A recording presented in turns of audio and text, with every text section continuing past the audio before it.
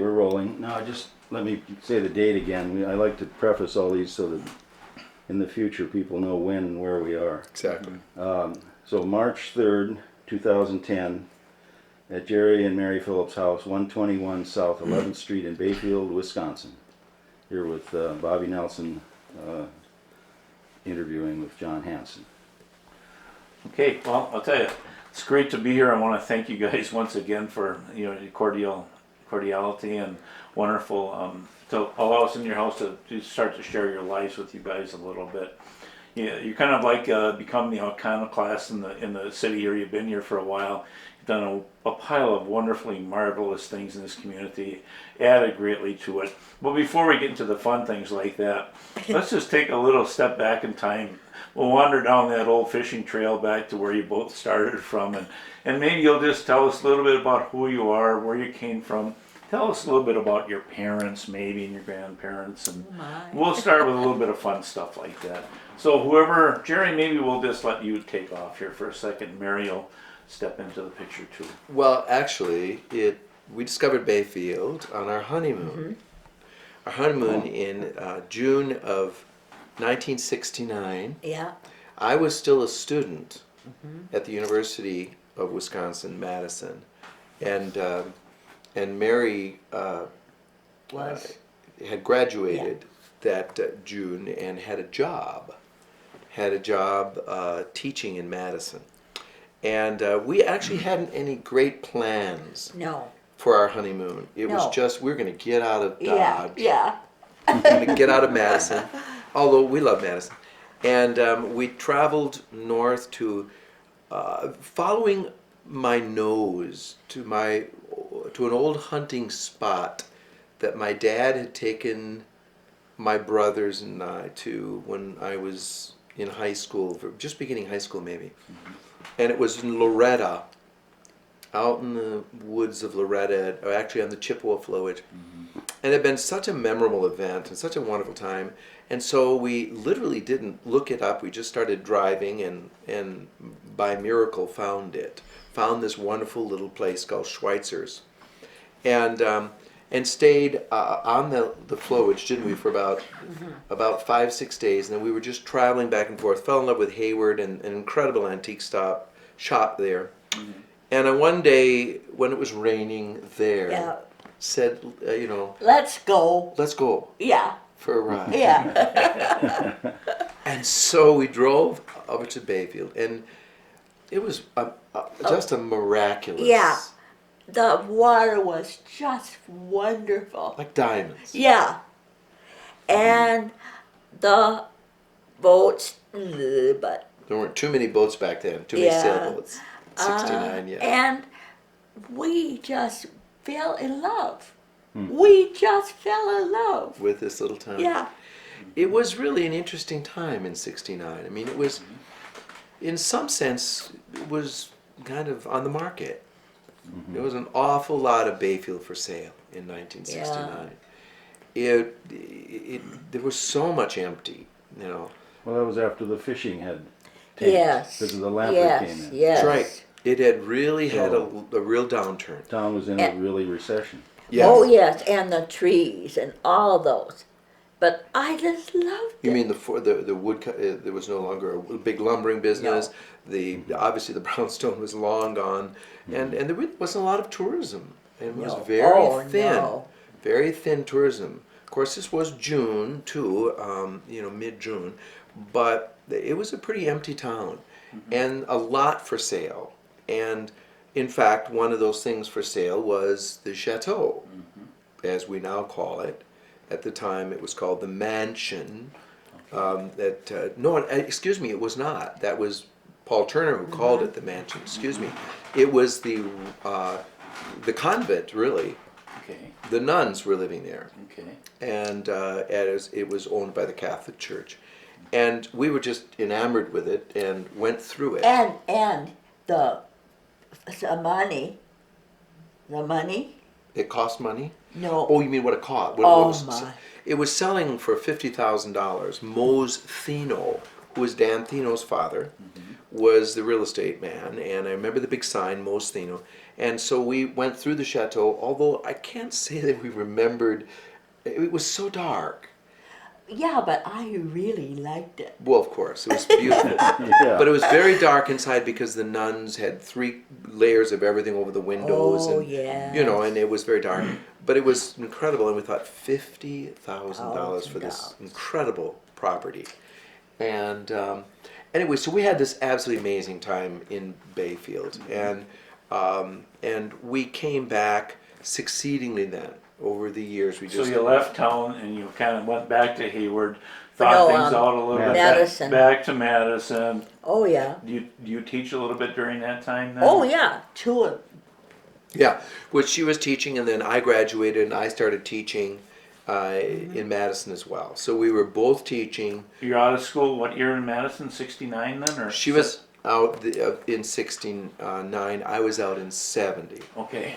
And so I had been teaching in the Madison area. She was also teaching choral, vocal music. What did you teach, Jerry?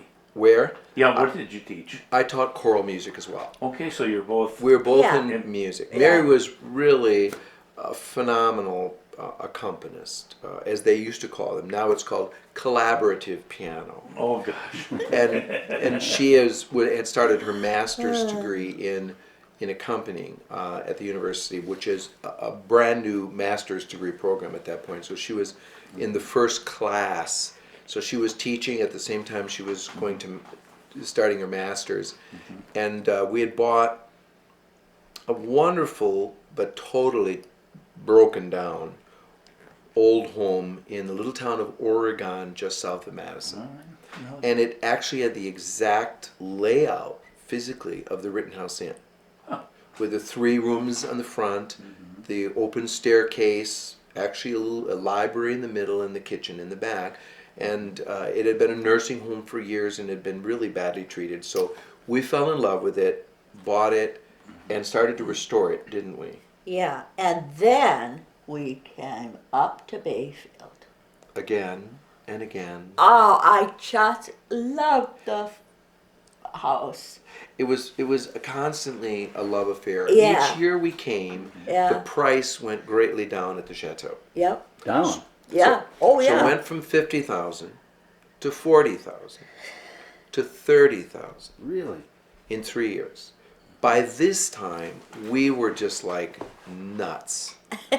So this is like about 73, 74? Oh, it's 72, 69, 70, 71, and 72. Okay. 72 when we came, we said, if that's still for sale, this has got to be our house. It's a meaning. There's a meaning in this.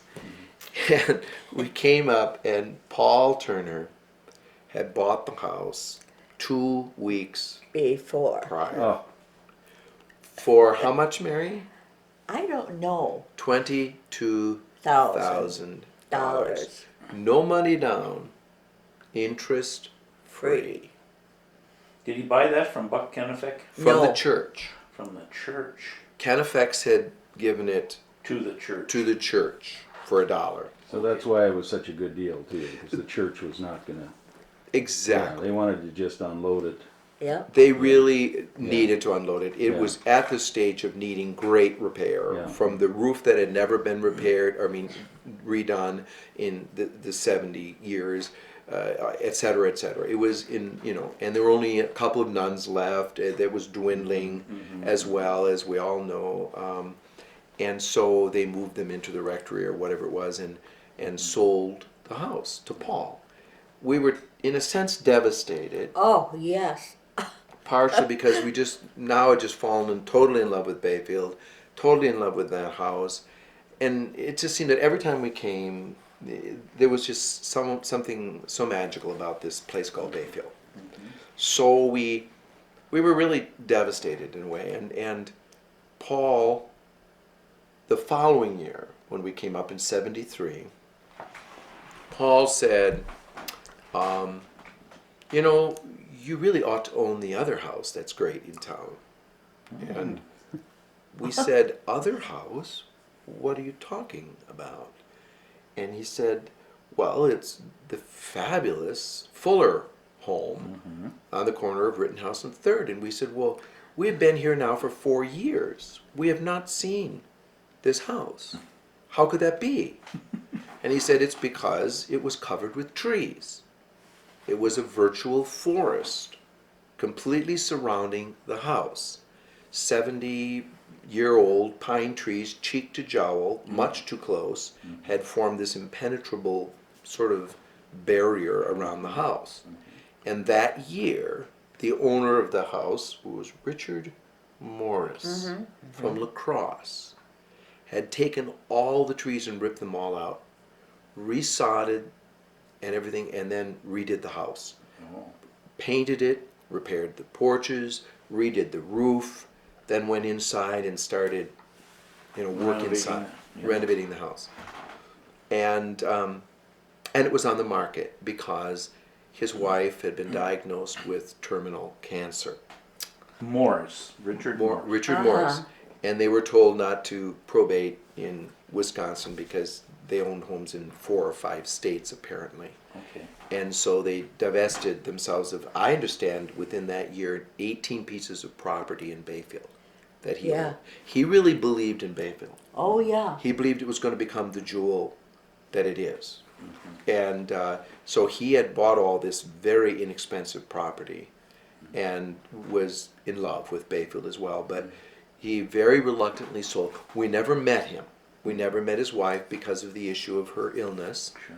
They did all the transactions via, the mail, and we were just absolutely taken. Now we went running around the house, peering in the windows, knocking on the doors. There was nobody there, and the real estate dealer was Mert Hoyer, and he was down where the Eulery is today, his little office, and he was not in. He was not home. So Mary and I, not going to lose the second chance, we took five $100 bills, put them in an envelope, and slipped it under Mert Hoyer's door into his office. Oh my God. We have dibs on. Yeah. Okay. Please don't sell this house till you've talked to us. Oh my God. And we drove reluctantly back to Madison. Oh my God. With a heavy heart, not being able to see this house, not to be able to get in, and just going absolutely nuts. It sounds like you fell in love with it at first sight. Oh, of course. We did. Yeah. And we were so astounded because we'd never seen it. Yeah. Because it was a forest. Every time we drove by, it was just a wooded lot Yeah. to us. It was just that impenetrable, those trees were. And so then on Monday, I think, we got a call from Mert saying, What do you think you're doing? who would put $500 bills under my door and leave it like that? What Who are crazy you? people would do that? Yeah. Only somebody from Madison. Yeah. So that's how it happened. I mean, that's how it happened. Yeah. We brought your mother up, and Oh, well, my mother, the side door. she had to come in this. She came in the side door. Yes. And she just, I love it. I just love it. She collapsed into the chair at the dining room table and started to just sort of weep. I mean, it was I really- know. she just- I just love it. well. The house was fully furnished. He literally walked out the door with his suitcase, and the house was sold with Really? china, silver, Yeah, but a little bit. furnishings in all the bedrooms, sheets, Nice pillowcases. stuff, Oh, no. Well, there was a couple of nice pieces. Mostly it was late American office and early basement. Okay. Mostly. I mean, it was a third or fourth or fifth home Yeah. for this family, and so it was, but it was just magnificent. It was wonderful, and everything was in amazing shape. I mean, a brand new roof, all new paint. And but The what?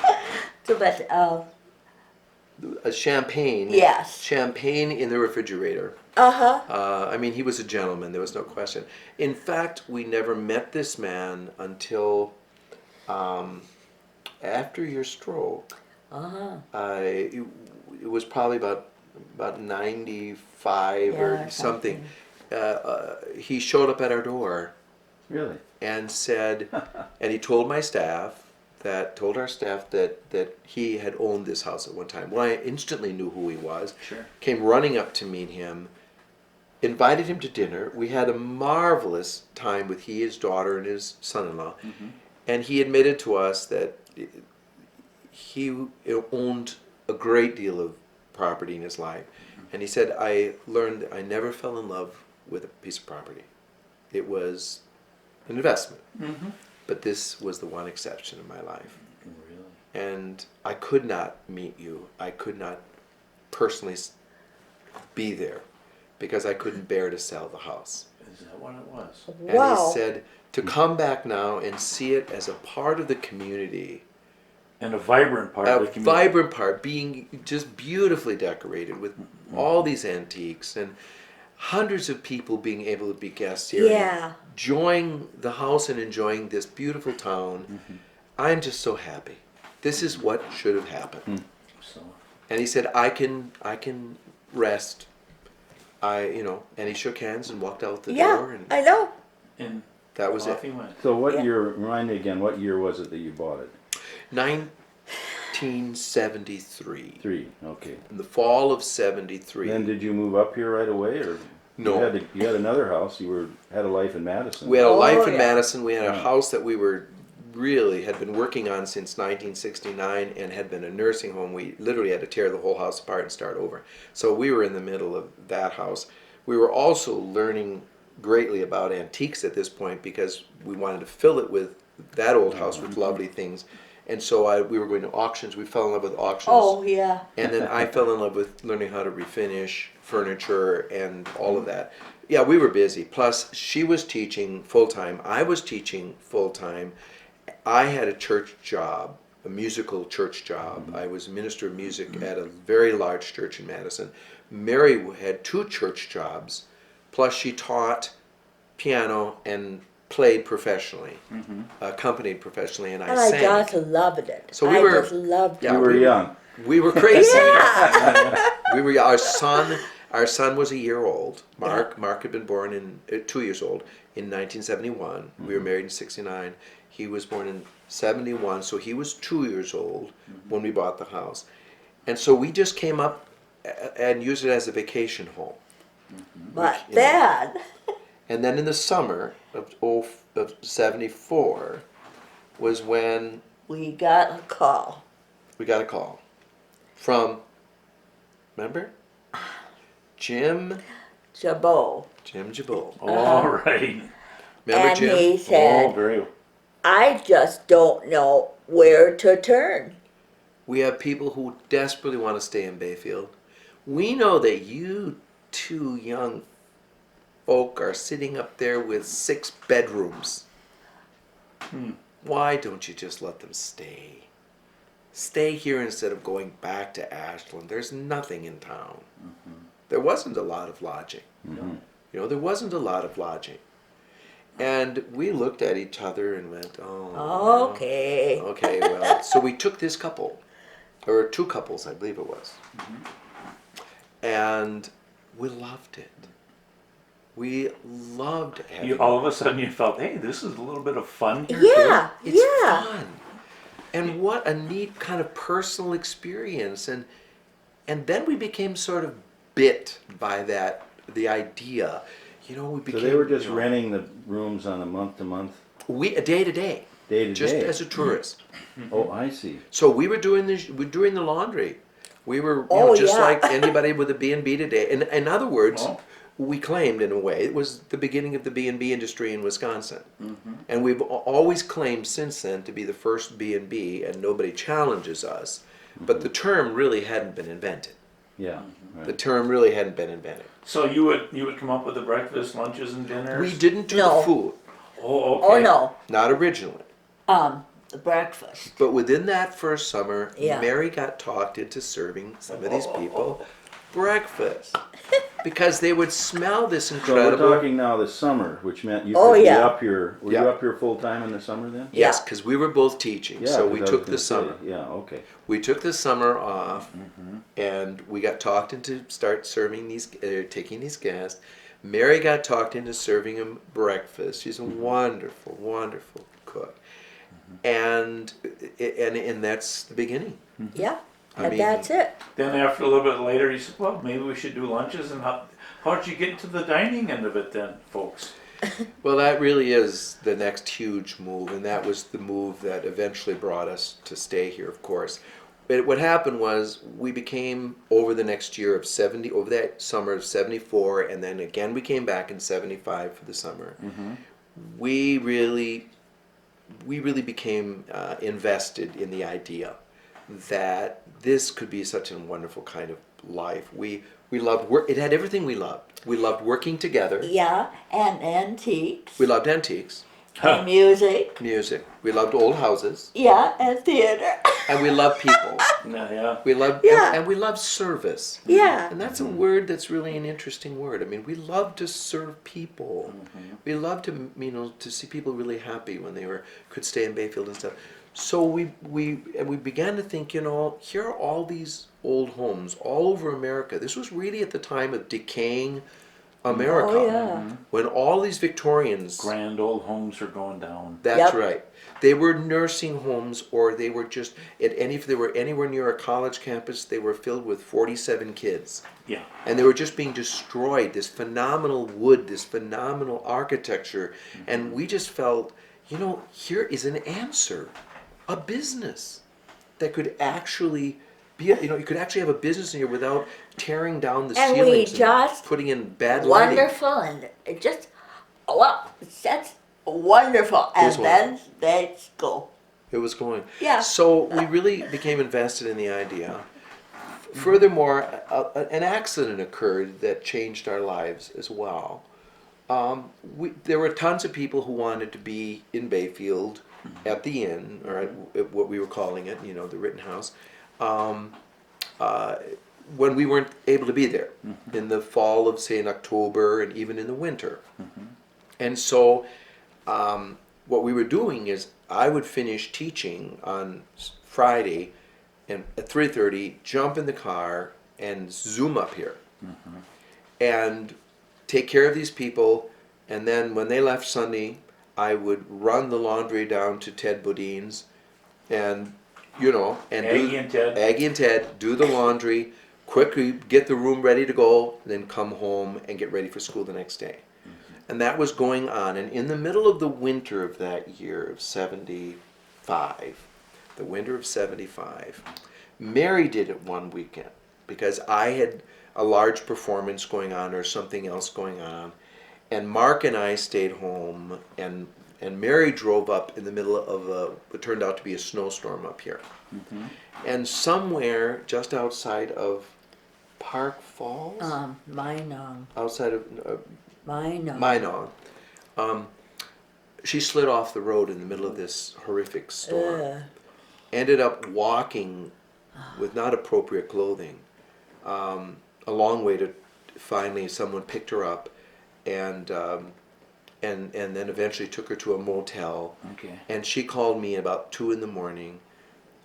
I was panicked. I grabbed Mark, put him with 2 cars. I put him across my lap. Think about that with seatbelting today. Oh my God. As he slept, and drove through the night up to pick her up.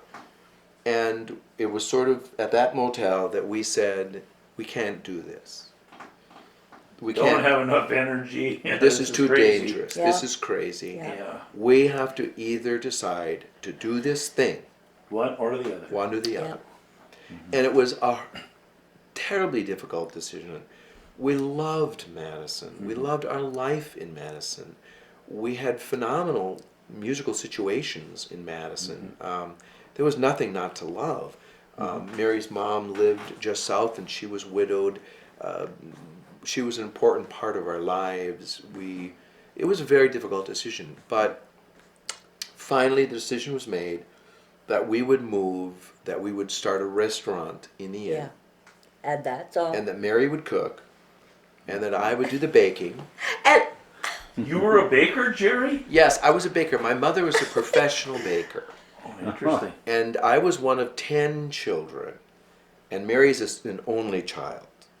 Ah, We used to tease. I loved to go to her house because it was so quiet. She loved to go to my house because it was absolutely oh, insanity. I love it. I love it. But I was one of the, I was sort of in the middle of the family, and my mother was at that breaking point of, 5 children, and suddenly the second 5 started arriving, and she needed help. So she grabbed me by the collar and pulled me into the house, and I started cooking and baking. So I did a lot of baking as a youngster, and so I felt very confident about that. And there was a part of when I was in high school of actually thinking of becoming a professional baker or something like that.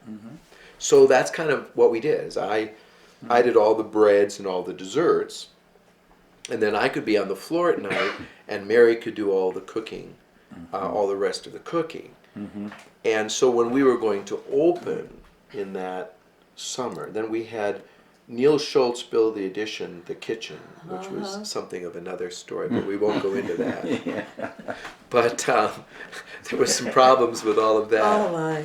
But we were ready to open, and we had a friend in Madison who was a calligrapher, did this beautiful handwriting, and he was making handwritten menus that were going to be reproduced in Madison and shipped up every week as the menu changed. Well, opening night, with the chamber really pushing this opening, what year? 76, June of 76. June of 76, the centennial year. The Yeah, centennial year. yeah. We're opening our restaurant. The chamber is really supportive. They go out and beat the streets and bring up, a house full of people. We had 50 people for dinner, whatever Yeah. was our opening night. Oh, mackerel. And the menus Wouldn't did not come. arrive. So I said, yeah, okay. I said, well, you go and tell them. That's what she said. That's what started that routine. That's how the verbal menu started. Yeah. I was literally panicked. I was ready to shut down. And Mary, when I suggested shutting down, Mary looked at me like, what planet did you just drop off of? There is no way we're going to shut down. I didn't work like this to shut down tonight. Of course we're not shutting down. You better find a second answer, a second solution. And I said, well, like what? And she said, like, go out and give the menu if you have to. I don't care. So And that's you what- deferred to her and she gave you the instructions. Yes. Yeah. Now, what did you call the restaurant? We didn't Did you have have a a name name for it and yet? we've No. never had a name for it. In fact, that's what we're really discussing this very week is the potential naming of our restaurant to give it an identity of its own. Oh, really? Aside from the... The Rittenhouse. And I really Yeah. don't feel that you can. You rather just do Yeah. it and leave it the way it is. Yeah. But it's never had a name. I mean, it's always just been the The Rittenhouse. Rittenhouse. The Rittenhouse. And so, one meant both. But And did you name it the Rittenhouse? Or Oh, was that no. just how it was known in the town? No. I said, well, where did they come on? The Rittenhouse. Rittenhouse Avenue. Yeah. So, well, The Rittenhouse Inn? yeah, there really wasn't a lot of energy So put before that, it into probably was called by whoever owned the house. Yeah, as it would have, but just the Yeah. Fuller home or Fuller home, yeah. I remember when, was it the Harberts lived there for a while? oh yeah. you do remember them. Yeah, I do. Al Harbert, I believe, and but then I completely forgotten about the Morris transition there. Yeah. So- The Harbards, I think, sold it to probably to Yeah. Morris. Jerry, give us a little background on the building itself. Who was Fuller, and give us a little bit of that history of it. This goes a long way back. It does. Yeah. General Fuller was came from Belvedere, Illinois, but he really made a name for himself in two fronts, really: politics and as an entrepreneur. He was apparently he was a judge, a circuit judge, and he was a friend of Abraham Lincoln's. And they did the circuit together of rural Illinois, apparently. He then entered politics, as did Abe. He stayed in state politics and became the president of the Illinois State Senate for years and was very well known in those circles. But he also was an entrepreneur and owned businesses that made him quite well to do. And he had a wife and a daughter, both who were diagnosed with TB. Okay. And that's how they came to Bayfield. Yeah. The fresh air. The fresh air. They were told by their doctor they needed to go somewhere like Bayfield where it was that they could be healed and they could get this fresh air. So they came to Bayfield. Now they didn't build the home originally. This is maybe after the Civil War, the late 60s, maybe early 70s.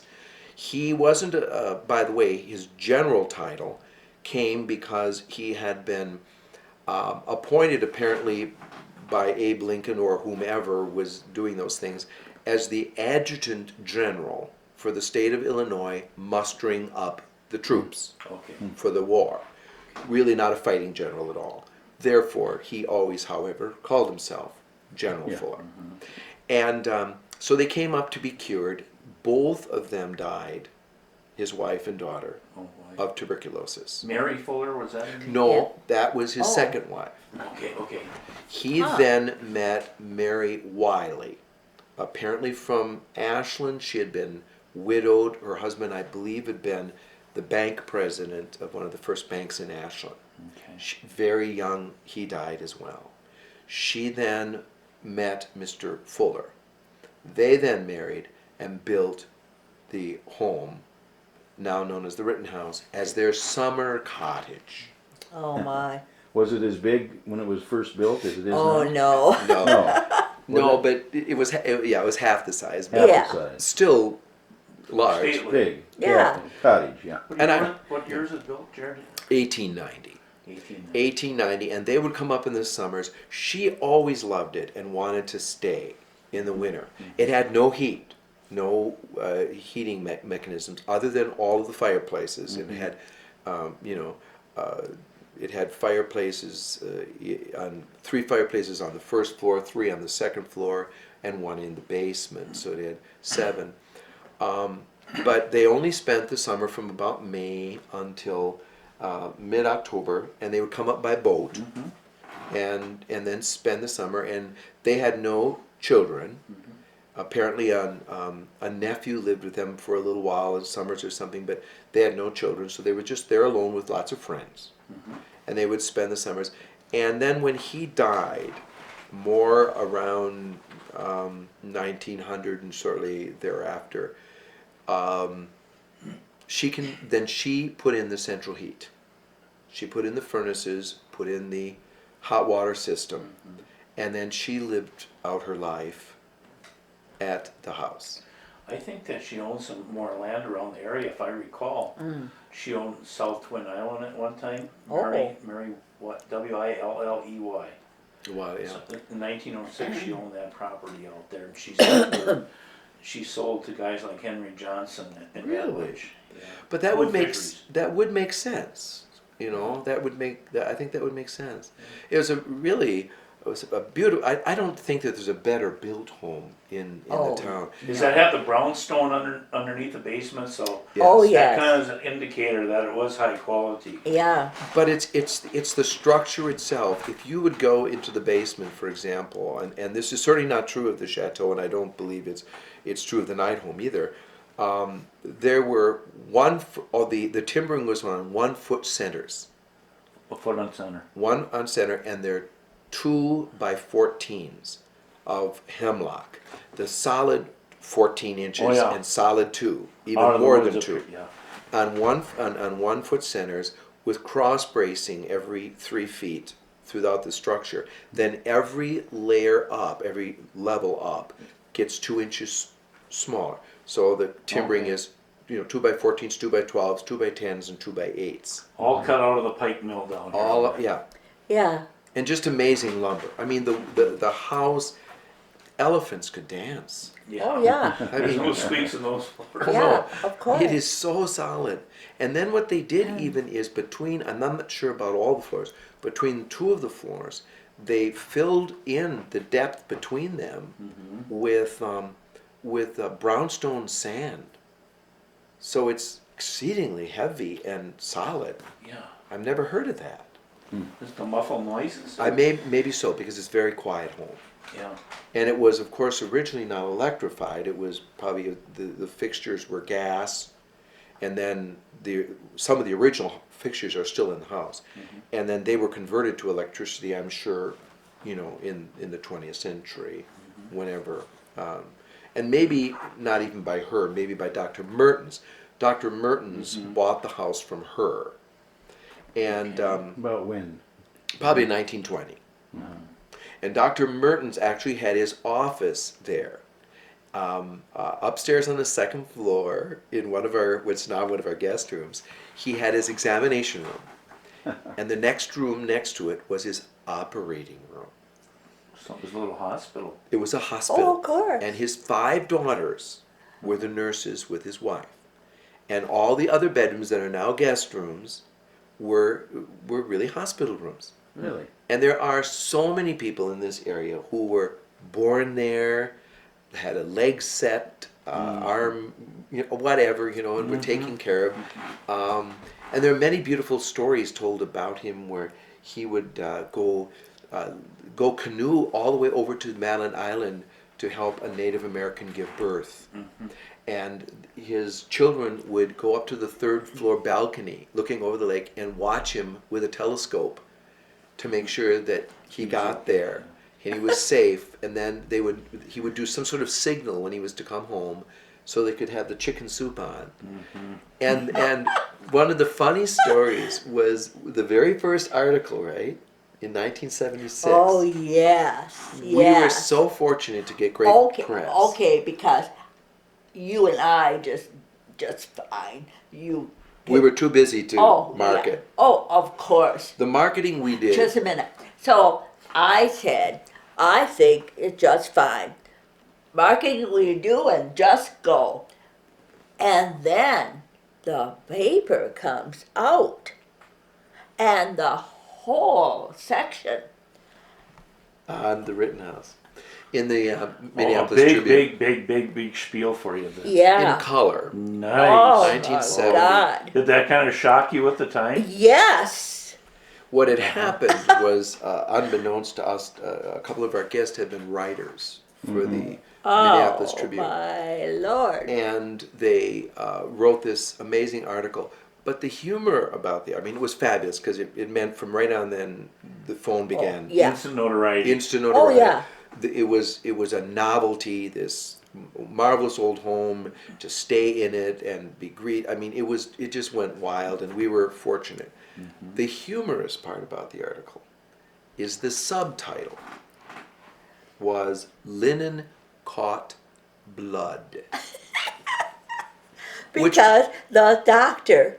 Oh, Apparently they had trekked downtown, and someone down on the street told them, "Oh yeah, we know about that's Merton's house." They didn't even refer to the Fuller. They thought of it because he had been the owner, that most renowned, and so many people went there and got into the house when he was a doctor. And they said that he had this beautiful Oriental runner down the gorgeous cherry staircase. And in order to not get that damaged, every day his daughters had to run a clean linen runner over the top of the Oriental to catch the Gotcha. blood. Oh boy. Which is just so, but we were like, How oh my bizarre God, is an that? article about us as an inn, but linen called blood. yeah. But of course, no one ever mentioned No, that. no. No. It's the, I suppose the truth is, spell my name right, Yeah. Yeah. So you're a pretty young couple, and all of a sudden it just seemed to grow and grow and grow. Now you're. I remember eating dinner there many times, and you're talking, Jerry, and you're telling the people all the wonderful foods and all these things, and now you're really in business. people that you employed, who'd you have? Did you have a real fun cruise to begin with, and how did that all go? Setting up the business. You're the baker, or you're the baker. You're the cook. You must have needed some help and stuff. Yeah, Mary Hudak. Mary Hudak All right. was one of our very first housekeepers. Uh-huh. She had been helping down at Andy's, I think, Uh-huh. with her good friend. Fern For a Pulaski. year, they were best friends, as you know. And she, did she run roughshod over that house? Was she And fabulous? I just, The little general that she Yeah. oh yeah. She could frighten Mary and I. Oh, I know, Oh but boy. it's just fine. Then Colleen Kinney. Well, but before that, you brought 2 people from Madison. Oh yeah. Our Yeah. first staff were students. One was a singer that had been singing with me in one of the groups I was directing in Madison. And the other was a piano student Yeah. of Mary's, a gifted piano student of Mary's. She was in high school then yet, or was she already in college? No. High school. And these 2 kids worked from 6 in the morning Yeah. until midnight. Yeah. I swear. Yeah. The 4 of us, we cleaned the rooms, we made the rooms, we ran the laundry down to Ted. We didn't have any laundry in house. We came running back. We cooked the food. We served the food. I gave the menus Did verbally. the dishes and We did the dishes. Oh, of course. We had no dishwasher. They served the food and did all their own dishes. I mean, it was just amazing. Yeah. We worked so hard. 2 years, and then Then you started like with Colleen, and you got local people as well. But that's how we started. yeah. And so that was your gang then. Yeah. The gang of 4. the gang of 4, and they slept in up in the 3rd floor, which was the ballroom originally, the dance floor, and it didn't quite look like it does today. It was pretty basic, wouldn't you say? But it did have a bathroom. Well, a bathroom. And our son lived up there as well, and it was a communal living. We lived in the back, the women's game room, and they all farmed out in the ballroom, and we just worked and had. A blast. We did. We had a blast. What did you serve on the menus in those first days? I know that some of the great fine food now. Did you start out with just traditional type of cooking, or did you get into the really fine menu like you have now? Oh yeah. 3 entrees. 3 entrees. Fish. Of course. I know. Poultry. And steak. And that's all. And it was always a fixed price. It was the Yeah. whole meal was always, as it still is now. It was always a fixed price, although very reasonable. And we served a lot of people. What did dinner cost when you first opened? Do you remember?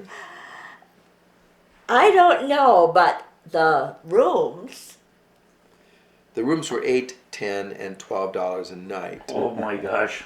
Yeah. And Yeah. I think the dinner was I don't know. about $10 or Something it was. like I that. think it was about $10. And about 78, 79. Yeah. And that was a large meal because we generally would do appetizers, soups, Oh, salads, Yeah. entrees, breads, Yeah. desserts. Everything was That was good. a large meal. It was a large meal, and you started doing the steak stuffed with oysters and Oh God. I a lot just of love really it. I just loved wonderful things. But I 3 just- entrees.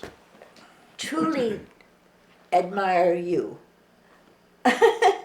And I admire you I admire you. because it's just so wonderfully spectacular, and Bayfield. Wisconsin Oh, to have this little God. restaurant. Yeah. So you were kind of like in a unique little world all of a sudden. Yeah. You come from the world of music, which we know you incorporated into the theme of the Yeah. buildings over the years, and we'll get to that in a little while. But here you are, a young upstart couple with a little child and Yeah. 2 new helpers, and you've got Yeah. what? How exciting is that? With I 60, know. 60 people for dinner at night. I mean, Yeah. it was, we were, and then breakfast, and then Mary got the, crazy idea. Now, she's cooking every one of these meals, you understand. 7 days a week. Breakfast and dinner. She just going, and I'm doing all the breads and all the desserts and all of that stuff, and then she comes up with this crazy idea that we should be doing lunches for buses. No. Now, I don't think the chefs are going to do that. It was always one of our. It was always one of those jokes of when she had her stroke in 1992, that the instant change was that it took 3 chefs to replace her, Isn't that something? That's probably true. which is Oh, true. yeah, of course. 3 to 4. Well, you had it down to a finely tuned science when Yes, you she were did. there. Yeah, she did, and Oh, she yeah. also had. Yeah, Oh, she did the yeah. menu exactly as she wanted it, so that she could do all of those things. So it all fall into place. That's correct. Oh, yeah. And we weren't open for lunch for the regular clientele. It would only be by reservation for a group. And all of those years, of course, every one of those menus was given verbally. We never had a printed menu. So she would tell me what we were having, and I would sit down and sort of write a script, and it became. It was a performance. Yeah, I mean, it Yeah. became theater. I mean, Yeah. it wasn't really meant. That was sort of my part of that, Yeah. And I had so much fun with the menu. Although I must say, You weren't shy and reserved. yeah, Oh. right. I wasn't shy. Well, you knew you had a great product, and it was fun selling the idea. That's right.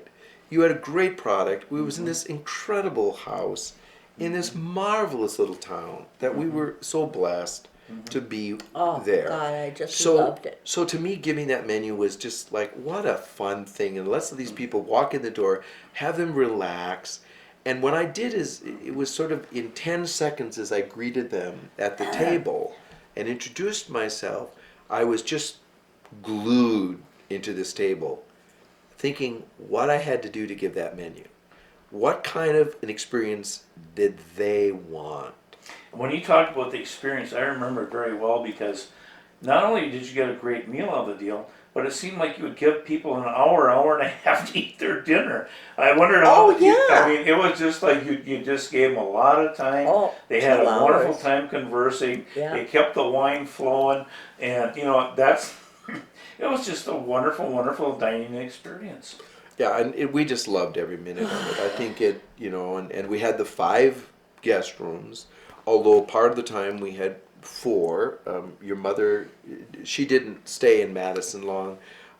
Probably one of the most wonderful women in anybody's life, certainly in my life. I've been gifted with wonderful women. Well, I mean, really. I mean, who's luckier than that? Yeah. Right? Who's luckier than that? I mean, my mother is an amazing woman. She's 90 Well, years of old. course. She's just an amazing woman. Mary's mother was just one of the most incredible trailblazers. I mean, here's one of the early graduates of Beloit College. Okay. And a brilliant woman, and an interesting woman, and she and I were extremely close. Close, yeah. We Got to be very good friends. Oh, we Oh, became yeah, so yeah. very. In fact, I teased, but it was true, that when I went to ask if we could marry, I said to her, June. I called her June Bug. Oh, Her yeah. name was June, and I called her June Bug. And I said, June Bug, I really want to marry your daughter, but if you don't think that's okay, would you marry me? Oh, you schmoozer, you. I mean, but I loved her dearly, Yeah. dearly.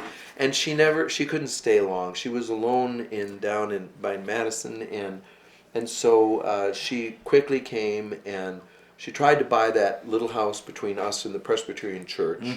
Could not. agree with him on a price, and she bought the house I think of as the Johnson House, Vermont and Harriet, right across the street Okay, on Rittenhouse Avenue, the little Okay. house on Rittenhouse and Third, okay. and she lived there for the next 3 years until her death, and loved her every minute. And then for a while we took her into the inn the last couple of months of her life When she needed some extra. when she Oh, needed yeah, more help yeah. because she had a very frail heart. She was an incredible woman, and I wish she was alive today. Yeah. What was her maiden name? Well, this is a very interesting What was- story. Well, what was her full name? June Colton Mitchell Stussy. Stussy. Well, actually, June Stussy. Stewart Colton Mitchell Stussy. She actually traced her background, which I found very interesting because I'm the son of immigrants, probably from the potato famines of Ireland and Scotland. That area of my family is all my father's family. Phillips is very Irish and Scotch and whatever, Welsh, actually Welsh too.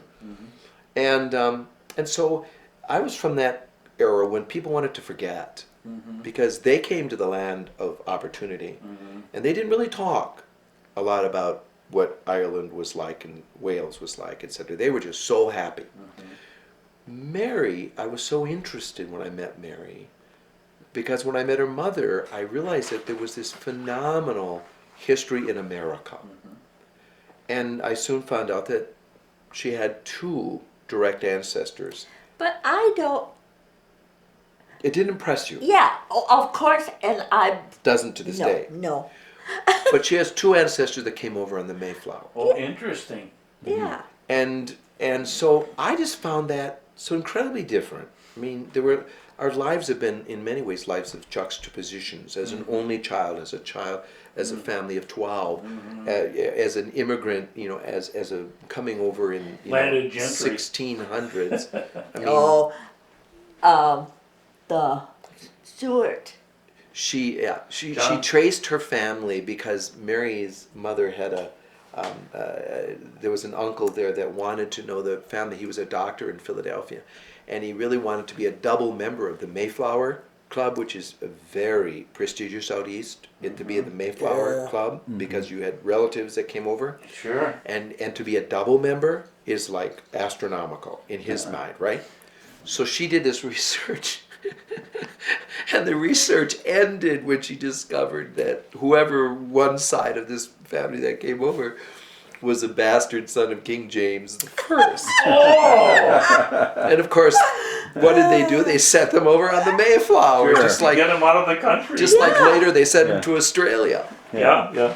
Well, I thought that was incredible. America, the prison colony, and that's, Yeah. my, I know. and that's my family. Yeah, this is my family. So that's why the name Stuart. Yeah. Because they took his name, of course, of the Stuart King, and so I just found that incredibly fascinating. Jerry, not only you've been in the restaurant business quite a while, but I want to get over to the Chateau Batin a little bit there. Oh, yes. That in that area, but let's just wander down a little different trail right now. Your love for antiquities, your love for history. You became pretty involved with the Wisconsin Historical Society. Tell us a little bit about how all that kind of came about. Well, I suppose. Do you think it was Marjorie Benton? You suspect? I mean, well, I first, think so. well, first of all, we loved antiques. Oh, of course. We loved old houses. We obviously, what's next? You love history. So of course you can't escape it if you have an interesting mind to start digging, and you want to dig into the history of your home, the Fuller House, and you want to dig into the history of Bayfield, and so we very quickly got to know Marjorie Benton, and this was. Did she come to you, or do you guys just bump into one another? Or? That's really a good question. I think. Do you remember? Yeah. I can't think of the name, but Bayfield Historical Society. Someone in there? 5 members. There were 5 members. Yeah. And Brub, Rob Oxen. Julian, you and I, and Oh, the gentleman who lived in your house, John. Bill Norrie? Oh, Bill Noring. No, but Oh, before, was it Bill Noring? Yeah, Oh, Bill no. Noring. Oh, He was no. president, I think, one time. Yeah, right in those early years. Bill and Frida? Bill and Frida. Uh-huh. That was one of them, I think. Yes, I've forgotten about them. And so we got involved, and it was right then when the beginning of the Save the Courthouse Yeah. became the chant, The issue in the community. the issue in the Yeah. community. so And about when is that? What year? 1974, 75, right as Oh, we bought the Just house. as you came up here, yeah. Oh, Exactly. yeah. Well, you really threw yourself into the community then. Oh, yeah. We really did, because I just loved it. I know. I just loved it. Marjorie seized the opportunity to have a young Some young blood in the thing.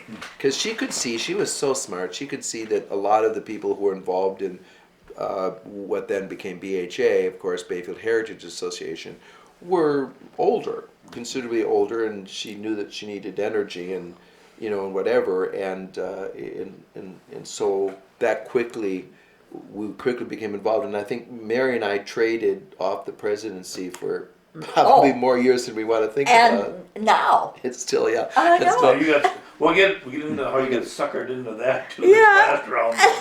but that was really an interesting time, and we really got involved with the saving of that building. We felt so strongly that it was the icon of the community. It really was such an incredible structure, and we knew that only for the lack of the $20,000 the city would have torn it down. But it was a $20,000 bid to tear it down, and we met Bill McCarty and Mary. Oh, yeah. And if there was a gentleman Yeah. Yeah. in our lives that we Yeah. have dearly loved, it would be Bill and Mary as well. And they're just salt of the earth. And Bill and his family had saved that building. There's no doubt. And Leon, his father. Oh, yes. Yes. And so we just Yeah. we worked with them, and that I had just begun, getting into, kind of the auction thing, and as a part of my gab, and we held auctions, and I had a full beard, and I was a real hippie at that point yet, and still I had my Madison, dregs about me, and we were deeply involved. I mean, we just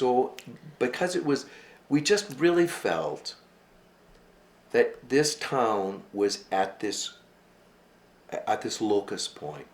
It was really at the pivot, and that we had seen other towns, and we could see when they're at that point, it's very easy to tip and become go downhill, as opposed a Headed ghost town. towards ghost town. Yeah. And instead, we Yeah. felt this had first of all, this is the most glorious place on earth. I mean, with this lake and these beautiful islands and this, it's just beautiful country. So we said, this has got to happen. So we need that building. We need our building. We need to show people that this can happen.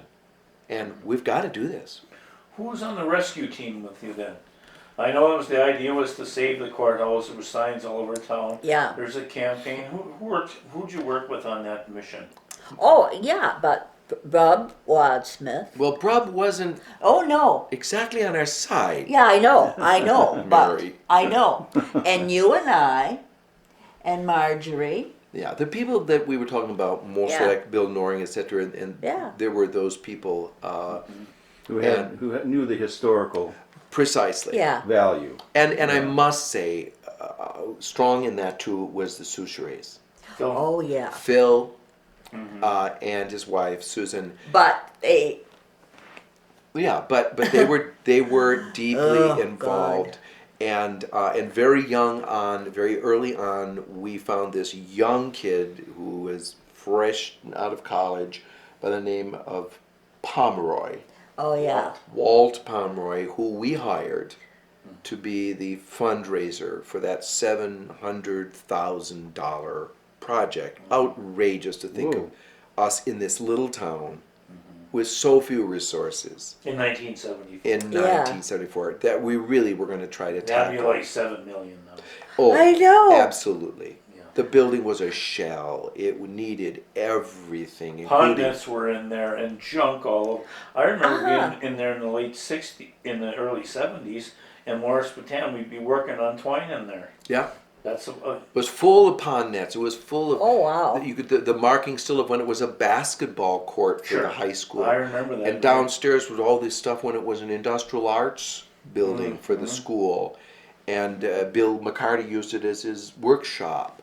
So it was a mess. Yeah. You know, it was deplorable condition. and everybody thought we were crazy. I mean, and we were crazy, but we were going to do it, and of course Marjorie would never let go of anything. I mean, she was the most tenacious woman. A pit bull. The pit bull. Course, The woman was, course. and in her own kind of quiet little way, that she would take this project and she ran our lives too. Let me tell you. I mean, you know, if you didn't do whatever you were supposed to do that day, you got called. Pillbox. Your little pillbox hat, and then we latched on to, I believe the law of 1964. I think that had been enacted right after Yeah. the assassination, or right before the assassination of Kennedy, that stated that if there was the need for a property to be rented by the U.S. government, that they must first look at historic properties that were available. Oh, interesting. And that's when Marjorie, Took off on it. yeah. She knew she had a live wire there. That's right. Did If you we could, discover that law? that's right. Oh, yeah. Yeah. And if we could make that work and force that issue, then we knew the Park Service, you know, had obviously was looking for the home, and they were going to build a Quonset hut or whatever else for their 1,600 square feet, whatever it was, you know. And so we started, you know, with Senator Gaylord Nelson and with everybody else that we could start pull strings with. We started that was our mantra, and that's actually what made The it deal. work. So that was where the coalition came together. Yeah. It wasn't a whole pile of guys that threw in $5. Oh, no. No. It no. was, you're talking big bucks there. We were Yeah. talking big bucks because Oh, yeah. it was a $250,000 federal grant that we were able to get, and you know, and so there was a lot of. Did you have to match that 250 in those days then, or? Actually, we did, but we were able to use other grant money as well. Yeah, so, okay, and then match your in-kind services? Right. Oh, and yeah. then we did have all of these fundraisers. And I must tell one funny story about Marjorie, because it really, in some ways, it coalesces how in some ways how incredible and funny she was at the same time. We had this fundraiser at the Rittenhouse Inn, and Mary and I donated, of course, the evening and all the food and all that sort of thing. And it was a $50 a plate dinner. That's a lot of money back then. Oh, yeah. This was to be one of our major events, and we wanted 50 people there. That was, you know, this was to be a big deal. And we sold tickets like mad, and we had the place Oh, yeah. about full. But Marjorie Benton had not bought a ticket. And she was our spark plug. Well, of course she had to buy a ticket. And I didn't know how to deal with it. I didn't know how. It was very embarrassing. Don't want her to turn on you either. Yeah. I mean, I had to go get a ticket from her. I had to get her to buy this ticket.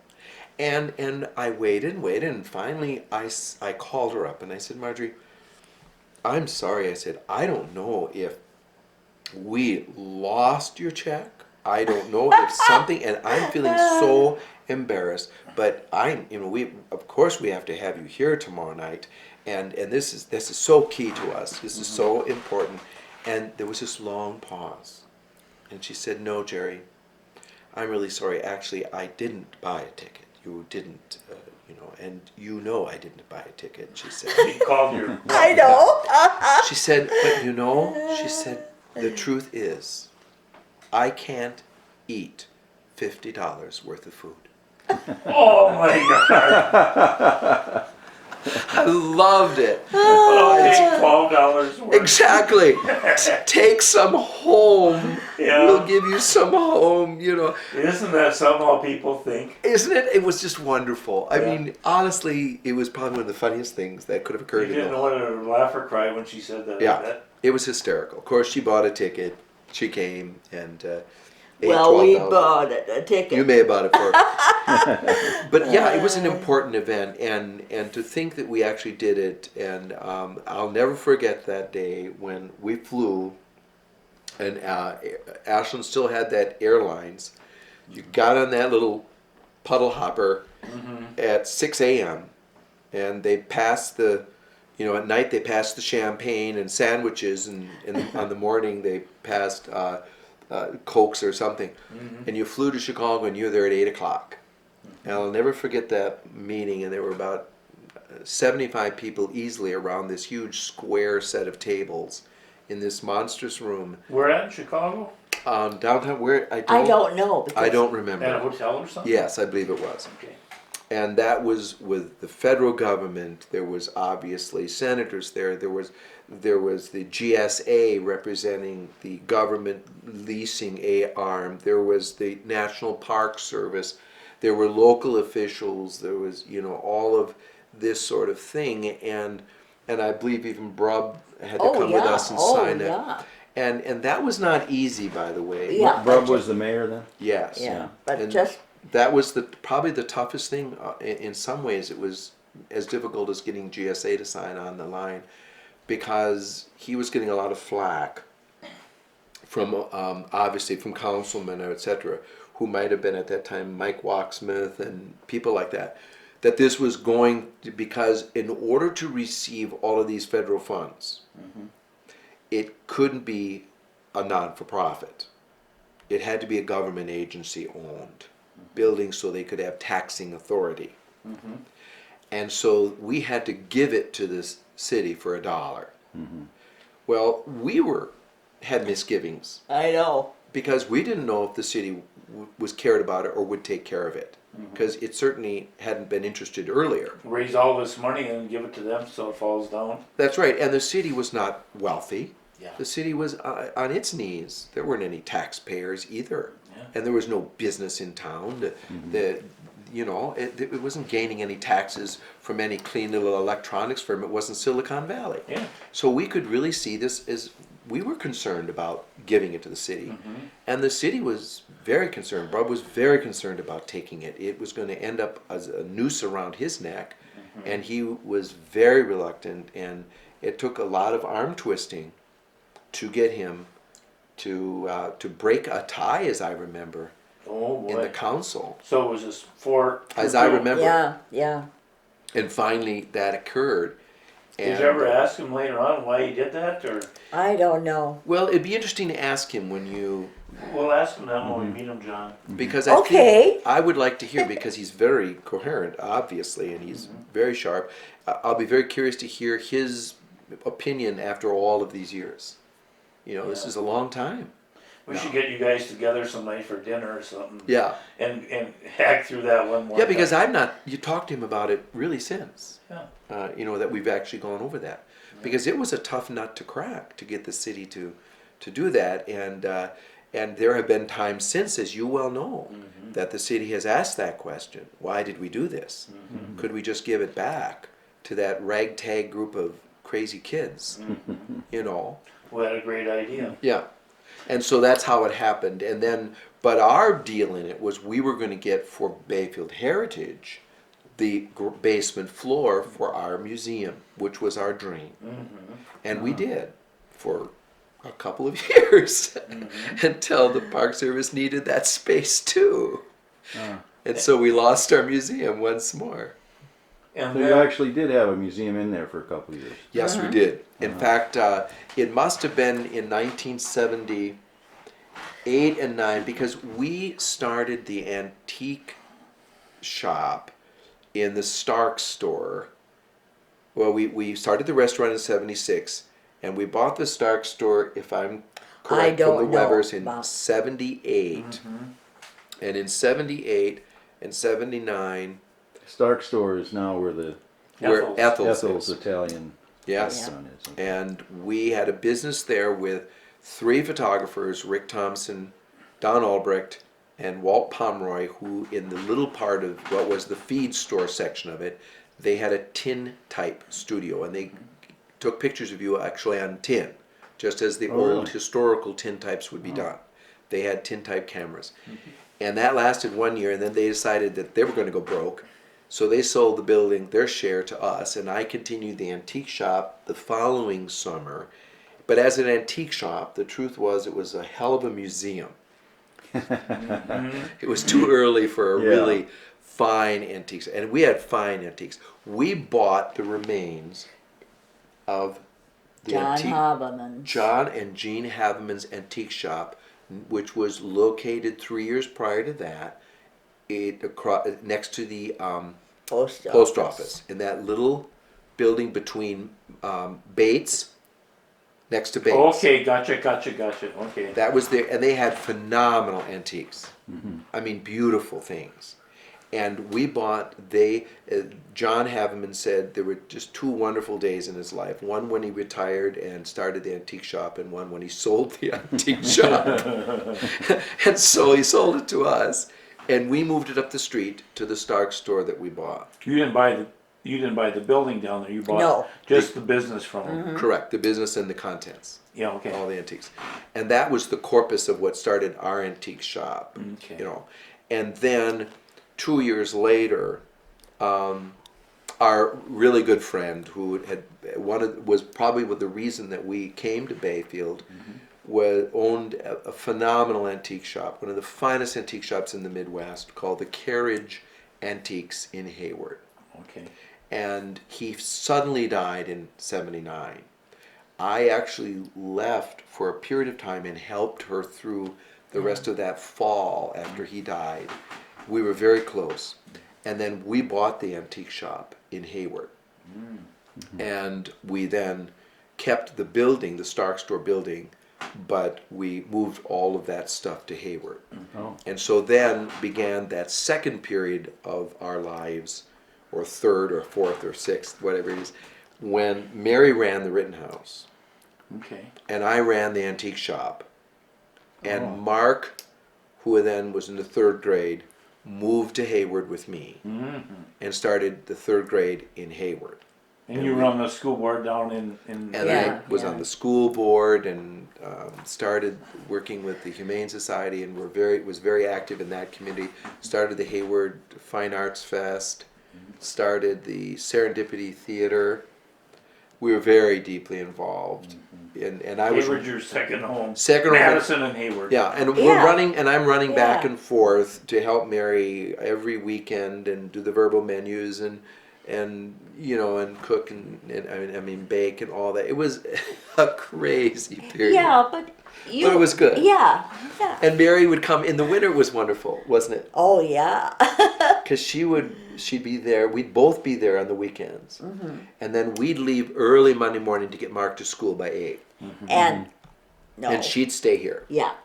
Clean up, get everything organized, get everything prepared, put away, because we weren't really open in the weekdays then. So then you'd join us on Tuesday in Hayward, and we'd have this sort of little escape Yeah. and live in their little house Yeah. on the Namakagon River.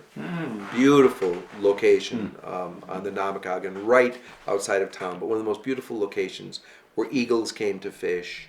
And our son was raised thinking he was Huck Finn. Yeah. So. He was in the water But all the time. yeah. But That was it. Yeah. And then we'd spend the rest of the week together, and then we'd probably all Zoom up there for the weekend, up here, and so it was a crazy time until. But it was really a financial need. You had to. Oh, have yeah. two businesses going. You couldn't That's right. make- yeah. yeah. Right. We had two businesses, and it was and I loved every bit of it. I loved the antique business, and we also started an auction service as a part of that. So I was an auctioneer, and we would hold auctions on the property grounds as well as sell antiques, and then I refinished most of my own antiques and repaired them, and it was probably one of the finest shops Oh yeah. that Of continued course. in the Midwest. Where was that? Where was it in Hayward? Was it on Well, the main of drag course or- they tore it down, but 27. Highway 27, when you get to the center of town, Yeah. Highway 27 goes south. What's to that? Stone Lake, Oh, okay. past the Big Fish. Yeah. Well, if you continue 2 miles down, there's the Wild River Inn, which is kind of a yeah. hotel, bar, restaurant, and it would be very soon after that. There's Okay. another antique store still very, right, like the next house, they're still operating. But our property is gone. But it was a wonderful, wonderful property, wonderful business. Jerry, let's take you down. You want to take a little break or No. a glass of water or something? No, We got about 8 minutes left on this card, so we can. Do you think we can get the chateau into this one? Okay. Into 8 minutes? It doesn't have to be. Okay. well, no, Just it's uh, go- fine. Well, we just been to Hayward, we've been to Madison, we've been to all over the area here. We found out how the courthouse was resurrected. In your period of time, you also got very inquisitive as to the Chateau Batin building up there. Tell us a little bit how you came upon that coming into your auspices at that time, Jerry. Well, of course, I.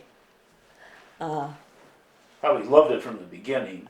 Oh no! Oh, of course, you and I. But What Mary's, the telephone. Yeah. I think I just wanted to be. Just love it. Oh, okay. no, wait a second, are you talking about when Paul called you? Yeah. No. You and I. Well, as we said earlier, we fell in love with that house first. Yeah, right. That's So- the one you didn't get. Correct. We Yeah. lost it by 2 Yeah. weeks. So we always had this sort of little hole in our heart for that incredible property. And Paul, of course, had no money. He had less than no money. He borrowed, in fact, actually, in a sense, stole, I suppose, because he ended up in a lawsuit that he had to pay back the money that he painted the house with and everything else. It was just a sad, sad case. And he used to say, I'll just, live in one more room that isn't leaking water in or something, until it goes apart or whatever. Well, that went on, and he ran it as the mansion and gave tours and whatever else. And then, Mrs. Navu worked for him. yeah, that's right, Barbara Yeah. Navu, and a wonderful woman, really. And then he was diagnosed with what we commonly called Lou Gehrig's disease, obviously debilitating. And he knew of our love, so the phone call came, and it was very poorly planned. I mean, timed. Oh. We had just made this decision. A year before, we were thinking even of moving and leaving the area. And we had actually invested an enormous amount of energy and time looking at mansions all over the South. From Natchez, Vicksburg, to Mississippi. Savannah, to Really? Charleston, and we were about ready to move. We even took our attorney, who was from here, Bob Swanson, worked Okay. for Wortman and Wortman. And I said, let's take it, but Mary Rice is a problem. Nothing And to do with Mary Rice, just, had it been? oh, no. And I walked up to Mary Rice and just fine. And talked with her? And she said, wonderful, wonderful. Oh, because she became a partner. No, oh no. Well, she did. Well, of course, but Because that's how to. Yeah. Well, you're skipping something. no. Well, but back to the South. Okay. We had decided that we had no connection to the chateau at this point. He still was operating it. We were looking elsewhere because we needed more space. We needed more rooms. That was the bread and butter of the business. As the business, the line is the bread is in the bed. The Okay. dough is in the overflow. Okay. But the restaurant, much less falls to the bottom line of any restaurant. Sure. But the rooms were more profitable. So we were looking at a bigger place, and we actually had laid down so many barriers that you would have been amazed. I mean, it had to be in a major city that had great symphony and great culture, and so Yeah. we could probably never find that place, right? Well, Museums and, Yeah. and guess theaters. what? Yeah. Charlottesville, Virginia was Great this town, yeah. 17-bedroom mansion sitting on the top of Ednam Hill. The hill behind it is, what do you think? Thomas Jefferson's Hill? Yeah. Yes, looking right to Thomas Jefferson's University home. of Virginia. University of Yeah. Virginia was at the foot of the hill. The Thomas Jefferson designed the country club was at the other side of the hill. This was the home to buy.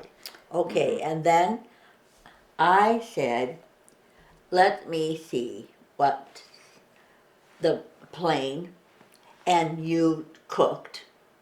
And we took the trip. No, I cooked. And and the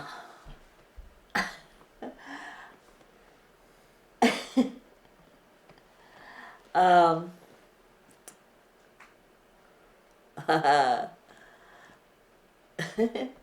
you say it? yeah, well, yeah, but Are you trying to talk about the trip that you to the south to Yeah. look at the house? and I can't. You went to meet Yeah, Mrs. yeah, Mrs. Cannon? yeah, but just I can't. Right at the tip of your tongue.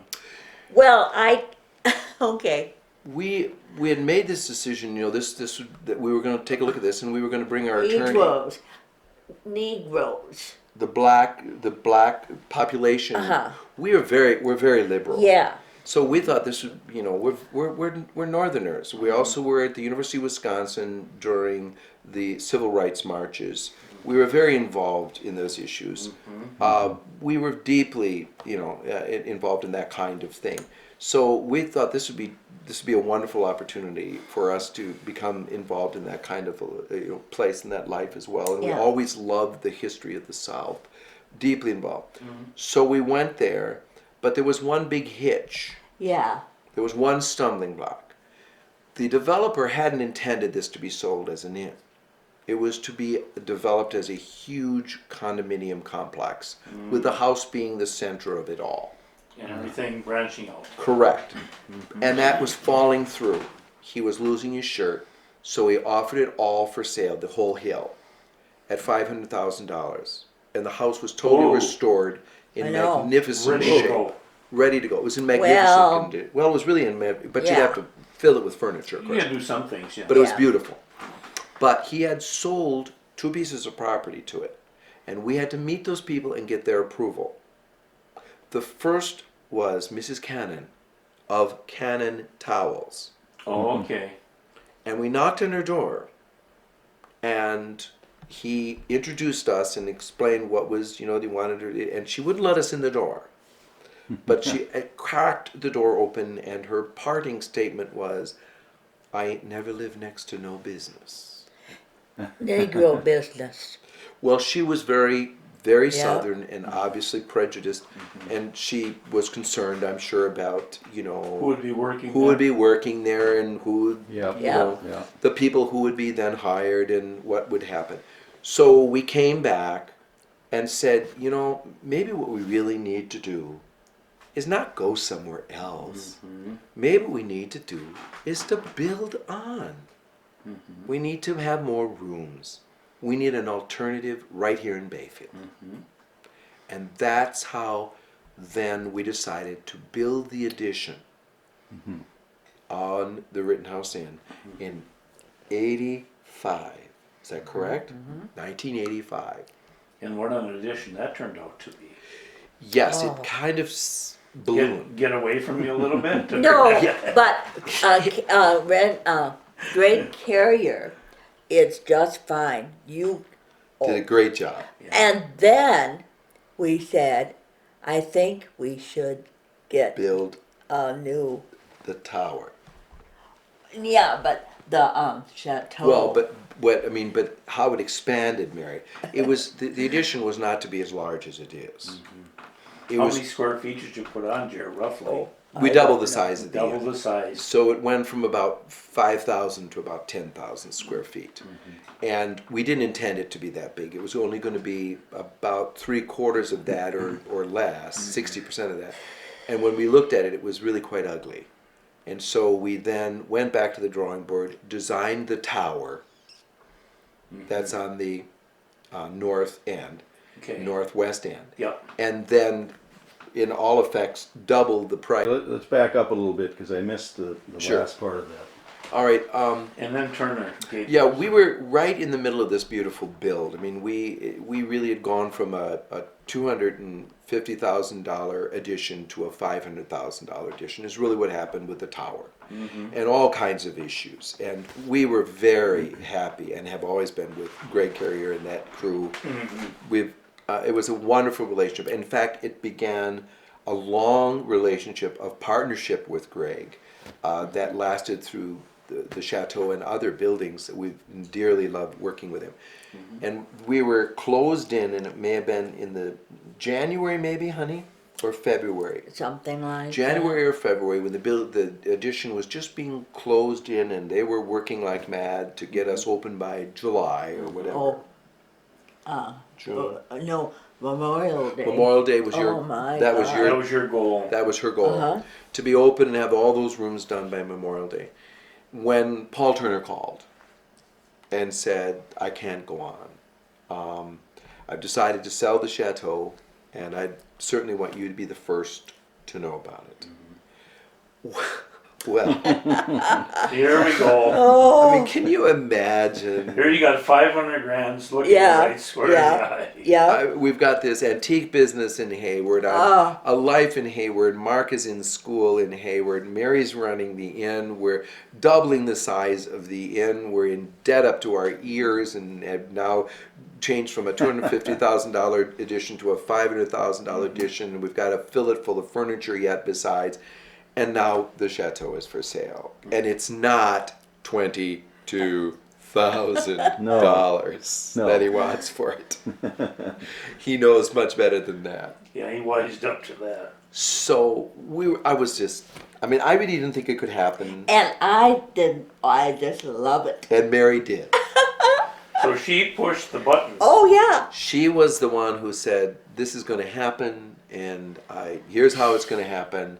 And Wow. and that was the visit I'm sure you must have paid to Mary Rice. Yes. And Mary became a partner. And Greg Carrier. And Greg Carrier was a partner. And the four of us were. Financed the load there Yeah. to begin with. Yeah.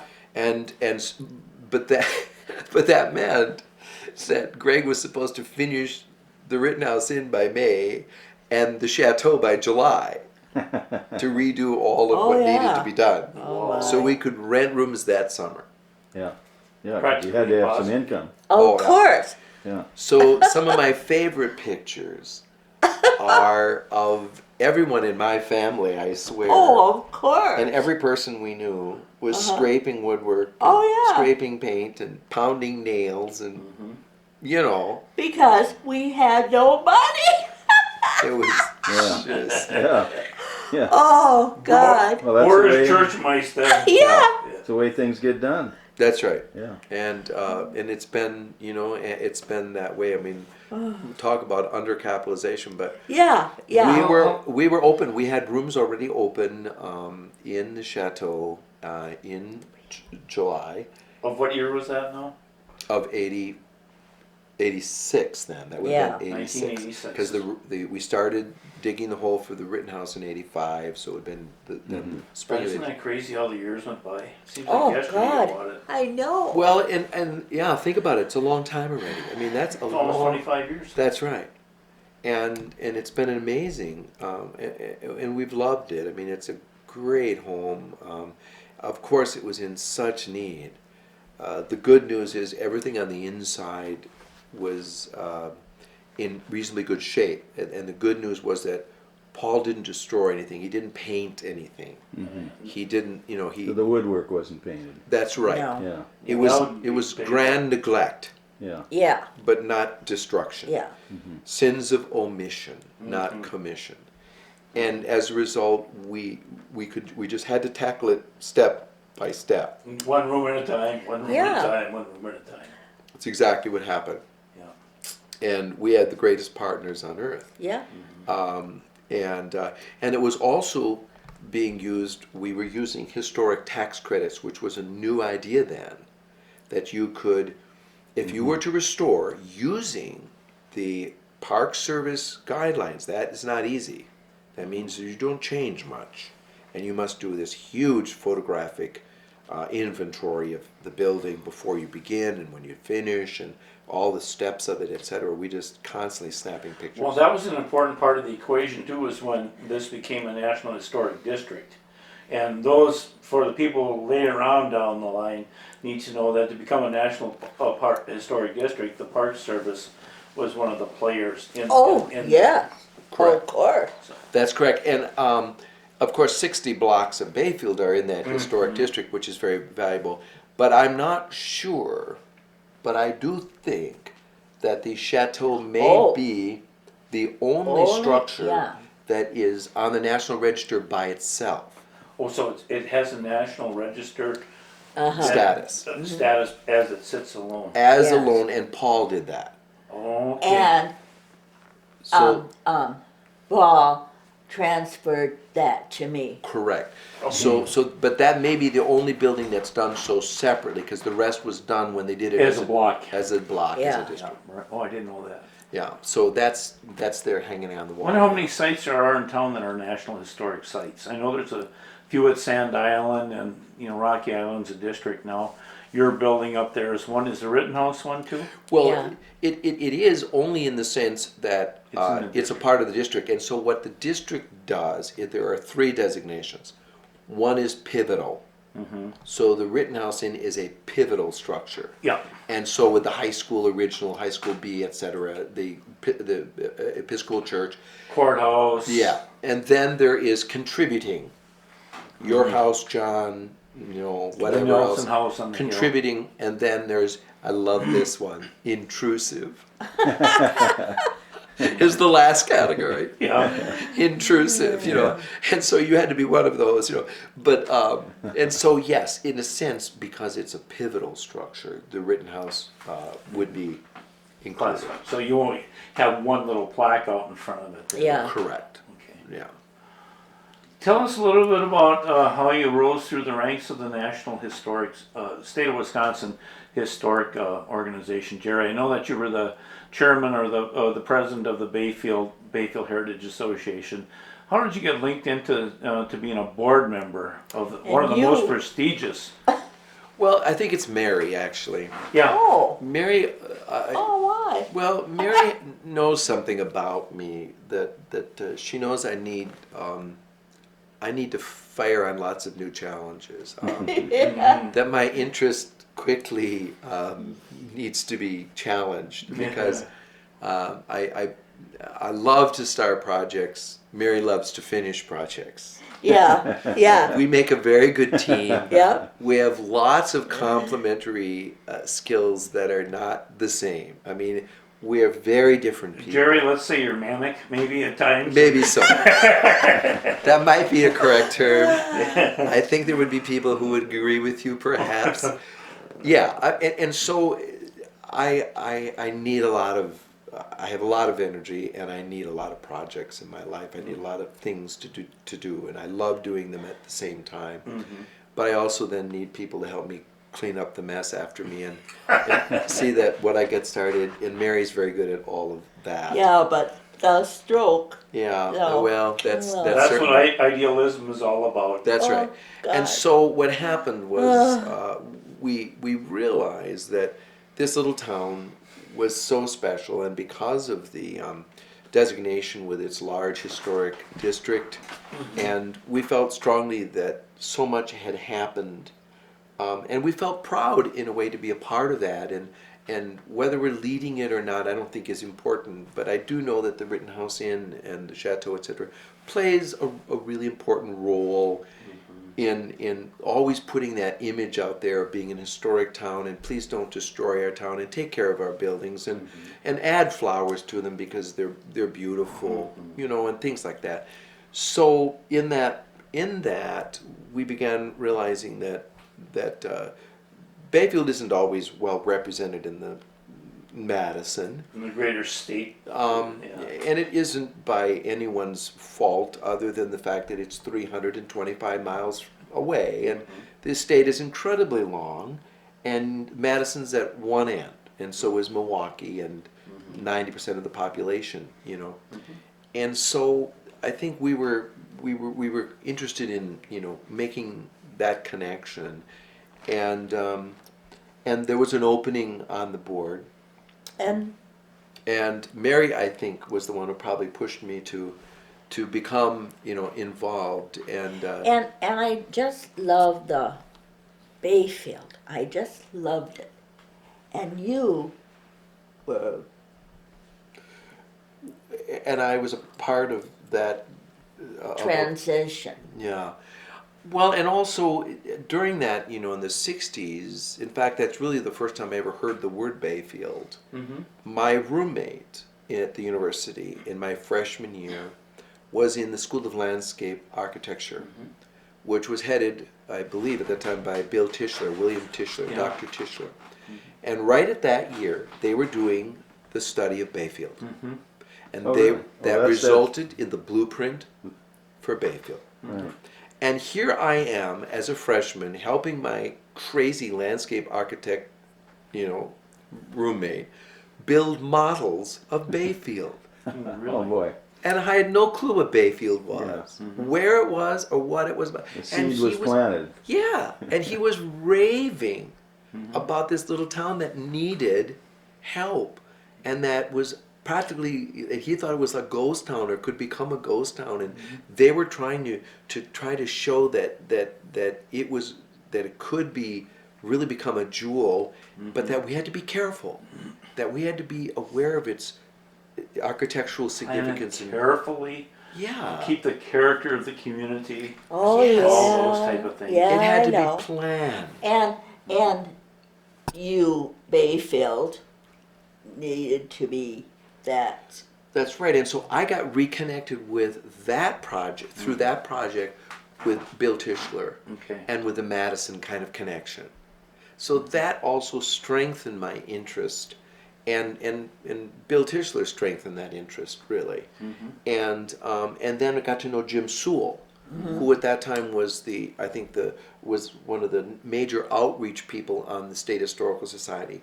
And he and his cohort, I'm trying to think of his name, would come through this whole area taking pictures of all these significant buildings, trying to drum up interest in making sure they were saved. One of them that we lost, for example, was the Port Wing School. Absolutely was a loss. And I tried desperately to help it, and I wrote a grant and got a $50,000 grant to try to save that building in Port Wing. But the community just had no interest. You know, it wasn't like Bayfield where we found a Marjorie Benton. I couldn't find a Marjorie Benton there to help me. Yeah. So it went down. But so I saw that we had to be active, and I felt strongly that we needed those connections to Madison, because at that time the State Historical Society was the conduit for those national funds that there were available to restore buildings at that point. So I felt I had to become active. And today, you can go to the Historical Society, but they have Bayfield in their name block. Well, sure, Bayfield is now considered one of Yeah. their choice little historic cities. Yeah. Yes. They're very, very proud of They're very themselves. proud Yeah. of it, and the Historical Society has a wonderful connection and to Bayfield, and so I've served a long time. When did you and, first know, get on the board? I think probably about 1990 or I don't know. in the late 80s or early 90s, and I served until we went to California in 2000 when I went to head the Professional Association of Innkeepers International, and then I forgot dropped about off that for trip, yeah. you know. And then you. Then I rejoined Yeah. when there was an opening on the board in 2005, so I've been on the board again 5 more years. So you're currently on the board. Correct. Oh, yeah. Okay. Yes. And I think we're so fortunate to have that is one of the first historical societies in the entire nation. It's one of the great ones. And it's one of the great ones, there's no question. The university has the finest collection of American history outside of the Library of Congress, really. And it's an amazing collection. And I'm very proud to be a part of Oh, that absolutely. that association, and they dearly love Bayfield, and Oh, yeah. And you swing them north once in a while. Oh, for of the little course. meeting, too, don't Oh, you? of course. we sure do. Of In course. fact, one of them is coming up, and I just got an email yesterday coming up to help us with the designing of the research center in the basement of BHA. I'm delighted he's coming, and he'll stay as a guest of ours. Oh, at the yeah. end. It's one of the interesting things that Jerry's accomplished too, is he came back to BHA and after he come back from California, he was kind of recruited to be here. But one of the big obstacles we had was we had a $600,000 building with $200,000 Yeah. worth of debt. And so Jerry's also been, won't toot his own horn here, but he's been heavily involved in the capital campaign with Bill Van Sant and a whole pile of people. And hey, Jerry, we're starting to see a little daylight, don't Oh, we? yeah. Tell us a little bit about that. Uh-huh. It's going to happen. I mean, Yeah. again, there's no question. I mean, we are going to burn that loan paper at our August meeting, our August fundraiser. We are going to start working with the increasing the endowment. I mean, there's no question we're going to hit the goal of $450,000 this summer. We're going to make it. To me, it's an amazing thing to see this association, BHA. It's so alive right now. It's just amazing. Oh, I mean, yeah. it's one of the most Yeah. exciting things of all Bayfield right now. I could say we're manic. Yeah. Yeah. You know, Yeah. that's interesting you say that because it's really true. Yeah, There are so many projects going right now successfully, yeah. and so much has happened in the last 3-4 years that it's almost unbelievable. It's so exciting, and to think that we're now going to be really doing these exhibits, and now we're going to do this research center, and we're starting the planning already, and we're going to burn this this loan and agreement paper, and we're going to finish the capital campaign, and it's nothing Pretty short of nice. exciting. Pretty nice. Well, yeah, we're where we need to be at this point in time. Yeah. So I want to go back to one little fun thing too. I want to get back to the Rittenhouse. One of the great institutions here is I know that Christmas is kind of a real special time of the Oh, year. yeah. I think Jerry just forgets everything and probably drives his poor wife crazy. Oh, no, I like it. She's involved as equally Oh, crazy. yeah. Well, I know you're both musicians by trade, so it comes naturally that you have the wassail, Uh-huh. that type of thing. Tell us a little bit about what prompted that, Jerry, and what Christmas means to you and your family, Well, it's and Mary too. Obviously. It's a wonderful story because when we were in Madison, of course, because we were both teaching, we would have concerts. Because I had a church job, it would be a major concert, and the church I had did a full for Christmas Eve. We did, and Mary was my organist and accompanist at that church for the last number of years while I was there. We would put on a complete performance of a major work with full orchestra, full chorus, all the soloists, and besides that have besides the orchestra have a brass quintet up in one of the balconies. I mean, it was an evening of music that was amazing. It was truly one of What the church was that? St. Paul's University Catholic Center, right down on State Street, at the end of State Street, right under, next to the Historical Society building. Yeah. And there were when we were there, Beautiful. it's an amazing, talk about a busy, manic place. There were 9,000 people that came through on a weekend Yeah, to go to yeah. church there. It was such an amazingly wonderful place to be, and I was the minister of I music. just loved it. Yeah, and we loved every moment, and that was our Christmas. It was Yeah, it made Christmas. And when we came and we quit that job, and we moved in 1976, we had said to ourselves that we were going to have a quiet Christmas. We deserved this wonderful, quiet, Christmas. gentle Yeah. Christmas by ourselves. Well, we did. We were so depressed Drove you crazy. I know. that when it was over, we said, this can never happen again. We've got to do something. Did this once, that's it. I know. It was so depressing. It was just like, how stupid of us that we didn't realize that it was our life. It was so exciting. And then 3 couples came to dinner. For sale? No. Oh. And Oh, you mean it was so quiet? three Yeah, 3 couples. So we just said, Oh, we've got to do something. And so we put our heads together, as we have done forever, and said, why don't we create something musical for Christmas? Why don't we do something sort of on the line of a group that we had both been a part of at Madison called the Tudor Dinners, when they actually dress up in Tudor costume and play Tudor instruments and sing Tudor music, and it's a huge thing in Madison. And 300 or 400 people went to it every year, and it was a beautiful musical and an event. And so, but we didn't want to do it with just Tudor music. Besides, the house is Victorian. So why don't we update it, right? And we are going to give the update to. It's going to be updated again. Yeah. We're actually looking at making huge changes to that. And we called it a wassail. And it became. Which means what? It really is like a greeting. Hello. It's a wonderful greeting. I think it's two old English words: Wes, hail, we hail, or hello. And it also then became associated with foods and punch because it meant a welcoming punch or a welcoming dinner, and so it actually has wonderful connotations, wonderful meanings, and so we called it the Wassail Dinner Concerts. And that first year, before that, I had started directing the Chequamegon Chorus, and so I took, I asked about nine. I think it was 9 of the best singers, if they would come over, and we do a little bit of other music. Consider doing this at Now, the Rittenhouse. which Christmas was this? Which year? 76. 76. No. Yeah, because that was the first year we were at the restaurant, right? Yeah. But 77.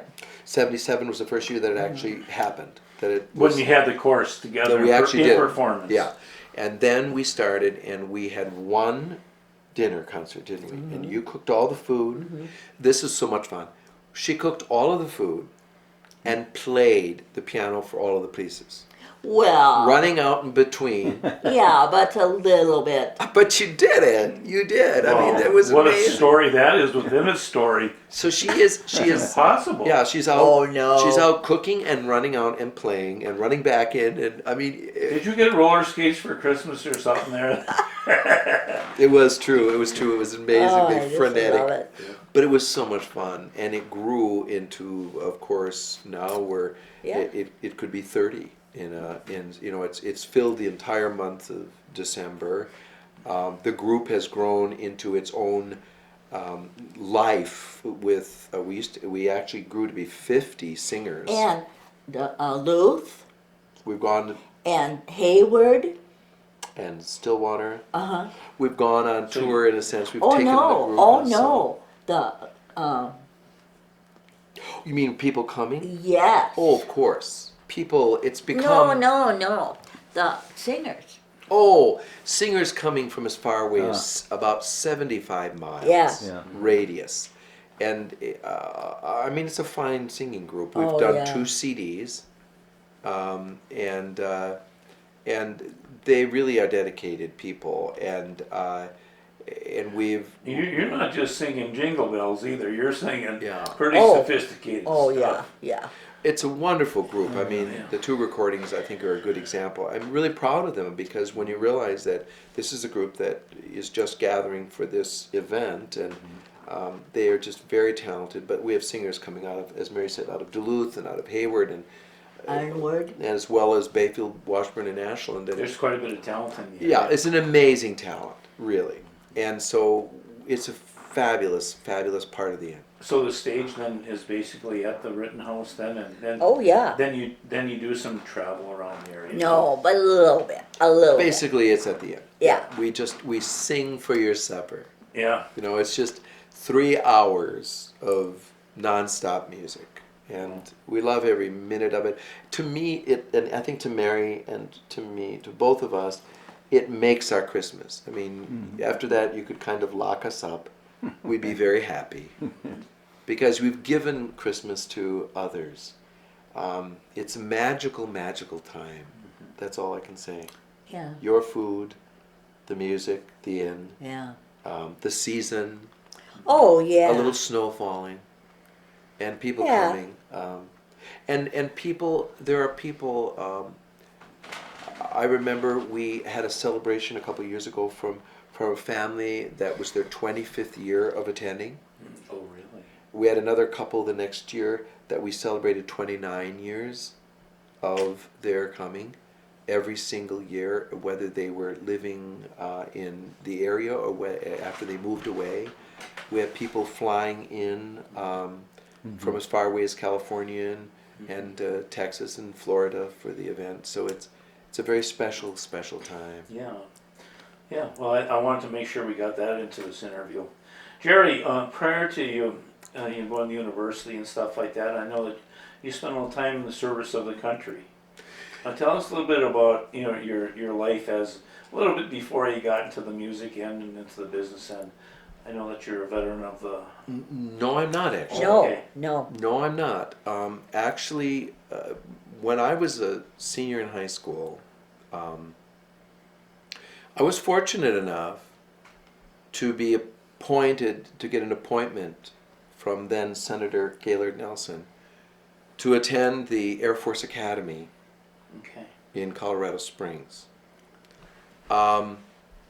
I decided at that point, a very hard decision actually, because Yeah, it and was an amazing opportunity. I mean, Yeah. that's an Okay. amazing opportunity to turn down.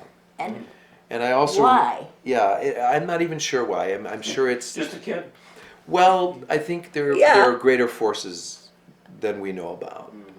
That's all I can say, because I also had a wonderful opportunity with a great scholarship to go to Dartmouth, Okay. and that didn't happen either. Yeah. Where'd you go to high school, Jerry? A little school, a little town of Wyowega. Wyowega. And in Native American, it means today we rest. And back then, I felt that was why I left. Yeah. I was. Mannix don't rest. That's right, Mannix don't rest. I can't stand this anymore. I got to get out of Dodge. Yeah, I'm gone. And all of my friends were going to various places like Oshkosh, University of Oshkosh, and Stevens Point, or whatever. And I had this opportunity to either be at Dartmouth, at the Air Force Academy, and I chose Madison instead. Okay. And I think partly it was at the time I really felt I wanted to become a doctor. That was my dream at that point. And the Vietnam War was going on, of course. And but then in that process, like everything else, it's, as John Lennon says, life is what happens while you're doing something else. Yeah. I took this, I took a 1-credit A course called Glee Club, and I'd always loved music, but I was immersed in science. I was immersed in math, as you can imagine, as a pre-med student. And so I just wanted a release course, and I took Glee Club. And Mary was the only woman in Glee Club. Well, of course, the accompanist. Oh, I get it. Okay. She was the accompanist, and that was how we met. Yeah. Okay. She was the only woman in Glee Club with these 65 crazy guys. They were nuts, just nuts. And the director, Maury Hayes, was just one of the most wonderful, special of course. people. And he Yes. loved having a woman accompanist because it kept the guys in line. Yeah. Because he could give he could sort of play with us and almost go over the edge. And Mary was always there to save all of us. So she was... I and just don't we all know. had this enormous respect for Mary. And so in this process, making a long story very short, I switched majors and became an applied voice major and had dreams of, singing opera and all the rest of this great world of what was going to happen. The doors wide open at that point in time. And then but then, of course, what happened is my 4 years of schooling came to an end, and I got the letter from my draft board saying, "Jerry, we want you now." And What was the year? 1968, because you had just started teaching, and that it was. No. Yeah, it had to be. I don't know. Because you had just started teaching. I don't think so. You were a freshman teacher at Schenck Middle School, and I was given, I Saturday morning I was to go to the bus depot with my Take with your my physical. underwear and go to Milwaukee for the physical, and off I was gone. I was gone. It was a short story, and we were so wrapped up in this sorrow of leaving, and and I had no Shock, clue. probably. Shock, Oh, and I had no I clue know. how I was going to survive the army, because for me to point a gun at anybody was just unthought. I couldn't think about it. I've never been able to, this isn't my life. Getting angry is a tough deal for me, and I can stay angry at least 5 minutes. So even imagine that the world I was going to go into was more than I could even begin Different universe. to fathom. It was a Not world. Yeah. even a world. Oh, And so yeah. she was in school I think it was Thursday, and I was to leave Saturday, I believe. Yeah. So we had Thursday and Friday left. And she went to school on Thursday morning, and she called me about 8 o'clock, just around 8 o'clock, and I couldn't understand her. She was hysterical. Yeah, hysterical. She was hysterical. She was crying. She was laughing. There was so much screaming in the background, and I said, "Where are you?" You're in the Rathskeller? She said, I'm at school. She said, I'm in the teacher's lounge. Oh, I'm at school. Everybody was crying and screaming and yelling, and I couldn't. I thought there was a bomb had dropped in the school, or Yeah. I mean, and I said, calm down, Mary. What's wrong? Calm down. And she said, she just kept yelling, 2:45, 2:45. I said, what's happening at 2? No, 2:45 is your number. I said, what are you talking about? She said, lottery. the lottery was drawn last night. Your number 2:45. You're not going Saturday. Oh Okay. my God. I was just elated. Yeah. She was like, I mean, Oh, there it was. yeah. Jerry, you know what my number was in that first lottery? No. 344. Oh my my God. Can you believe that? Yes. And They took the first 160 or something. I know. that's right. Yeah. They never got to 2:45. And then they split, like the Phillips and Nelson ABCs, and then they broke it up that way too. That's right. That's for future historians. Yeah, it's going to be a real Wow. interesting story at some point, and it changed. Obviously, it was the change of my life. I mean, Yeah. I don't Okay, know what that's I, how that went. So that's how it happened, and I then finished school and whatever. But no, Oh, yeah. I just love it. Well, you were hysterical, and I couldn't. I literally. It took me 5 minutes to try to understand what she was saying because she was so hysterical. Because we had not known that lottery was coming, Yeah. or that it meant Yeah. I would be off. Yeah. I was just dealing with it, Yeah. and I was going to be leaving. Someday I'll tell you my story of how I got out, because that was before there was a lottery. Ooh. But you could get deferments. Uh-huh. 2S, yeah. So, Yeah, it'll be interesting yeah. because I Again, there but for yeah. Oh, one yeah. moment I could have, and I did not want to go either. I had Oh, I friends know. who went to Canada. Yeah, You know, for a Friends that lot jumped of out of buildings. well. Oh, yeah. yes, of and, course. and of course And, friends who died as and, well, fighting Bob- for their Yeah, fabulous people country. who went. Yeah, exactly. Heroes. Don Gillis, well, someone who oh, yes. who went or No. who left. It was a very difficult time for all of that in our country, and I certainly was willing at that point to have spent years in service, whether it was in the Peace Corps, whether it was in a national corps of something. I had no problem with any of that. I was not anti the government or anything, and I certainly have enormous respect for the 67 or 8,000 people Bob, that died. in that Bob war. Adams. Yeah. Bob Adams. Went or No. got out. No, because the corner of the Wisconsin, and he I don't know what you're talking about. Okay, I don't know okay. what you mean. Let's move to something really fun and something I know you love to talk about. You should have some precious little grandchildren. Oh. Tell us a little bit about your family, would you? Uh, Let's go that This is route for a this while. is this is fun. well, I Well, don't first of all- think so. First of all, Mark, our son. Oh. We have only one child. We were just too busy after that. I guess we always teased about it. So how old is he now? He is 38. 38. He'll be 39 this fall. And he grew up at the inn.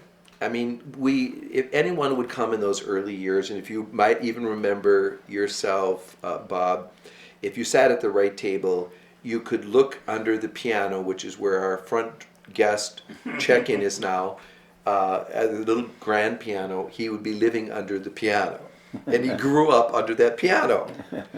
Fort.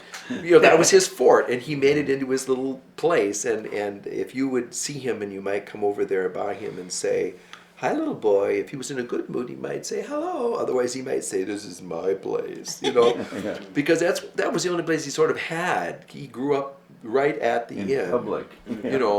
And we grew up, and we lived on the third floor, and we didn't have any heat, other than a small, very old potbelly stove in our area, and we bought him a wood stove up there, but we would let it grow totally cold during the day normally, and then we would just crank it up at night, and so it would get to be 50 degrees or something like that above freezing, so that you could take a glass of water. But you didn't ever leave a glass of water because it would freeze by morning. And I think Mark and myself, 2 or 3 stairs at a time. I don't think so. I mean, always going to the third floor. Yeah. So he really, he didn't want to go up to the third floor and be alone. So he lived under that Play by piano. himself all alone. Yeah, and had wonderful friends though. It Oh was yeah. Oh yeah. But so Mark and Mary and I are extremely close. We're the luckiest people on earth to have just the most marvelous son.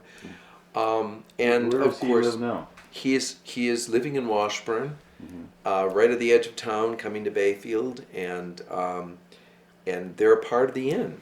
They're there every day. They're right there as we speak today. Both he and Wendy. They're Which amazing. is his wife, I believe. Wendy's Yeah. his wife, and they met at the inn when they were working at the inn in the summer of, I think, his sophomore year of college, and they were both working together at the inn, and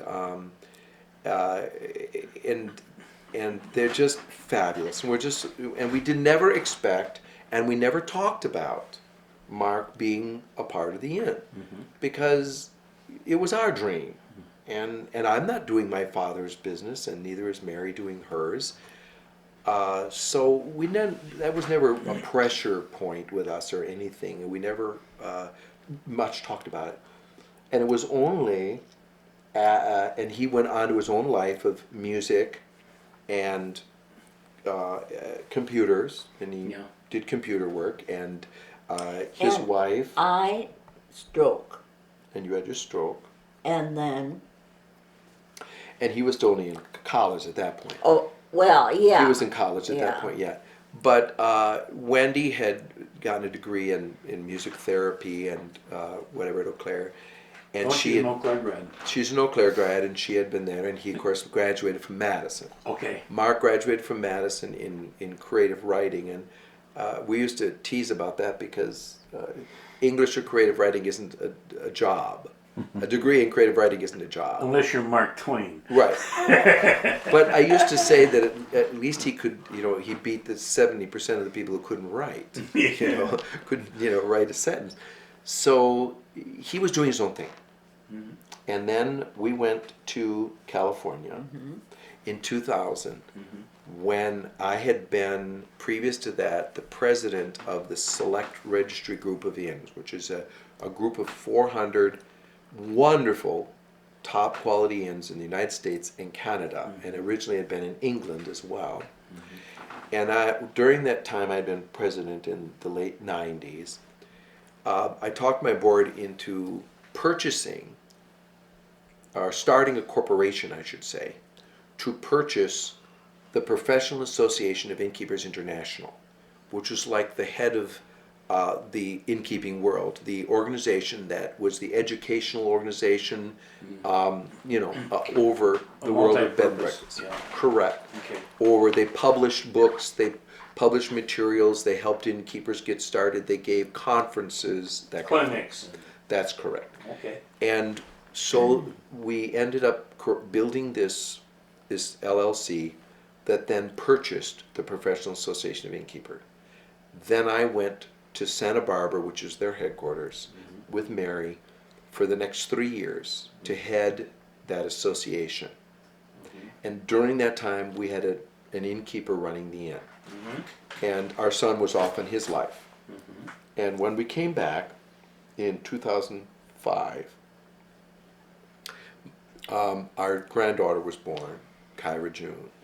Kyra June. Kyra June, the second name, of Named course. after grandmother. That's right. Uh-huh. June Bud. Man paying attention. Very good. That's very good, Bud. And I must say, maybe more than Mary, I don't know if there's qualities to that, but I just flipped out with that little girl because we'd had a boy and Mark and only a boy. And, I just love it. yeah, and The boy. you loved the boy. Yeah. And so when she was born, I wanted to be close, and I felt this, but we were very surprised when they called us and asked if we could meet, and of course we met, and they said they would really like to join the inn. I must say I was astounded because I didn't You see thought this this- coming. Yeah. Oh. We didn't see it coming, did we? And it was just as we returned to run the inn again, and I must say we are very, very happy together. Yeah. And then the bonus is The church. the two most wonderful, gorgeous children on earth, and to have Kyra June, and then 3 years later, little Max. And Well, I had a wonderful chance to meet him last fall at Rocky Island, which was another Oh, yeah. story within itself. But Yeah. and I kind of had to talk you into bringing those, Yeah. those kids along. But I figured once that you had them out there, that would be something you'd never forget the rest of your life with them. So yeah, I was actually very surprised when you asked them to come because I hadn't even been thinking about Yeah. it. We were just going to go out we're there. in our and- own little world thinking This you'd adult- won the raffle, yeah. blah blah blah. Yeah. Yeah. But I'm thinking, Phillips, you got to bring your grandchildren out there. This island is for kids. Well, that's what I remember you saying that. You know, Yeah. you said this is all about kids always. Yeah. You've got to bring these kids. Well, they had a wonderful time, and we all did. And they played in the sand, and your meal was amazing. And Well, one of the Oh, very, of very course. neat things is I got to see Grandpa down playing in the sand, which probably that should be on film someplace. And Yes. it's Yes. in Spencer Robnick's film there, but Oh, yes. well, of course, every grandparent, or at least I should hope every grandparent, feels as we do that their grandkids are the very best. You know? so Jerry. So there's more than one. There's the girl. And there's Max. Little Max is 2, and oh my, what a terror! He's got legs. Yeah. Oh, yeah. I just love them. But they are very close to each other, which is being 3.5 years apart, and maybe because the oldest is a girl, she has this wonderful big sister sense of her, and taking care of this little guy, and it's only occasionally that there is the sharing issue or something that he wants to get into something she has, that the explosion occurs. But Oh, yeah. it can occur. Yeah. But they're very, very yeah. special. And Mary has enjoyed so much, being that she has a disability. It's been really special for her to be able to have these kids here in Bayfield. And in the summers, when Mark and Wendy and I, especially too, are at the inn working, these two kids have a couple of the most wonderful nannies you'll ever imagine. And this is their locus. This is their headquarters. They go out swimming and beaching and playing and parking and wherever else they go, and then they come back here to the house, and Mary gets to have little Max and enjoy him and have Kyra, and so it's really special. We're really blessed. Well, Jerry and Mary, it sounds like you've had a rich and fulfilled life. Oh, You've yes. Done many, many things. You're always on the prowl. You're always Oh, looking. yeah. What do you guys got planned next? Anything fun that we want the world to know about? Any secrets you want to share or anything like that? No, I don't think so. We're just so delighted that this inn is being transferred. I mean, that's been our goal for the yes. last 5 years, has been to work out the legal aspects and the machinations of how it is. That's not easy. But, You Well- know, because there's a lot of real estate to deal with and whatever. And so we've been working hard to make that happen. And of course, we moved into this house, 3 years ago. So Yeah. because we lived in the inn for 30 plus years and You loved finally living. got here. your own home here now. yeah, And- but I just love the inn. We love living there. Yeah. I can't say that would be for everybody. Believe me, Yeah. because you're right in the middle of everything, and it's your house, and yet you're sharing it, and you're sharing everything but your toothbrush. Yeah. 24/7. 24/7. I mean, it's the intensity. Yeah. It takes a special kind of couple or person to do that. But we loved every minute of it. In fact, it was very hard moving out and feeling that we're losing the inn and that, But the Moroccan room. So, we took our space. yeah. We took our space and made this very sensual, romantic place called the Moroccan Room, Oh, okay. which is very North African, designed. And, Just for the fun of it, give it a little different. yeah. Oh, yeah. Well, and it has a huge connection to the Victorian period. I mean, where do we get all of our tassels? Where do we get all of our Oriental rugs from that became the rage of the period? Tiffany did huge rooms and apartments and homes in New York City for the wealthy around the Moorish or themes of North Africa and all the animal safaris began, the fascination with Africa. So it actually is a very natural connection. Sure. Even though Nice segue into it there. yeah, even though it's kind of unusual. People go, really, a Moroccan room in a Victorian house, but Yeah. if you go to see true Victorian homes, that would not be unnecessarily a surprise at all. Yeah. Okay. So I don't know of any other. No, You aren't starting. we're still young. Yeah. We're There's not going to be a Wassail 2 and 3 Yeah. and a 4 or a summer version of it or anything. Well, one of the fun things has been now that Mark and Wendy are there and really taking, doing this exchange of innkeeping in a way, and we look at it being another generation or maybe even longer. It's really fun to now let them dream and to be a part of that dream, but to realize that we may or may not see that dream all the way through, or that they should have ownership. I mean, even in many ways, some of the weekend things that we do, like I don't know that I would have started a beer weekend. Yeah, you're A wine weekend, yeah, okay. that would be cool. But a beer weekend, but that would be Mark. And Let them run. yeah, exactly. That's their passion, and they should be infusing their lives into the inn, because if it isn't passion. It's a beautiful part of his age right now. Yeah. You can see that kind of like where he's at. Well, and isn't it interesting? They've been making beer as long as they've been making wine, and it's been a part of food for as long. Yeah. And why did we sort of relegate it to the bar as opposed to the dining room? It's only a natural, so I'm delighted actually. But It is a nice fit. yeah, it's an absolute natural fit. I'm delighted, but I wouldn't have done it. And I probably wouldn't have started a martini weekend. Although you like martinis. I know. How about a little bit of Tangerine and Tonic weekend? Yeah. God. Oh. Well, and we've done, and maybe even we'll do other things like, I think that there was a time when Mary and I had started, it was when we bought the chateau, and we realized that we really needed to finance this place. And that was a period of the most incredible activity in terms of those things. when we started all these event weekends that originally all we had was wassail. Well, then we started adding all of these murder mystery weekends, and we started antique weekends and cooking weekends and baking weekends and candy making weekends and musical weekends and you know and so you want to be an innkeeper weekends, and all of that kind of was happening, and it was a very creative time. And one of the things that we started then was a little catalog, and we started shipping Yeah. things around the country. 1 year, and I just.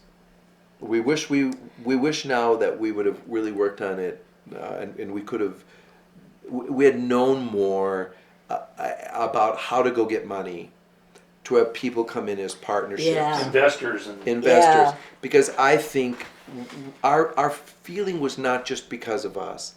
Again, I think that this theme in our life is that we can't ever separate ourselves from Bayfield, and we've always felt strongly that everything we do has to help everybody here.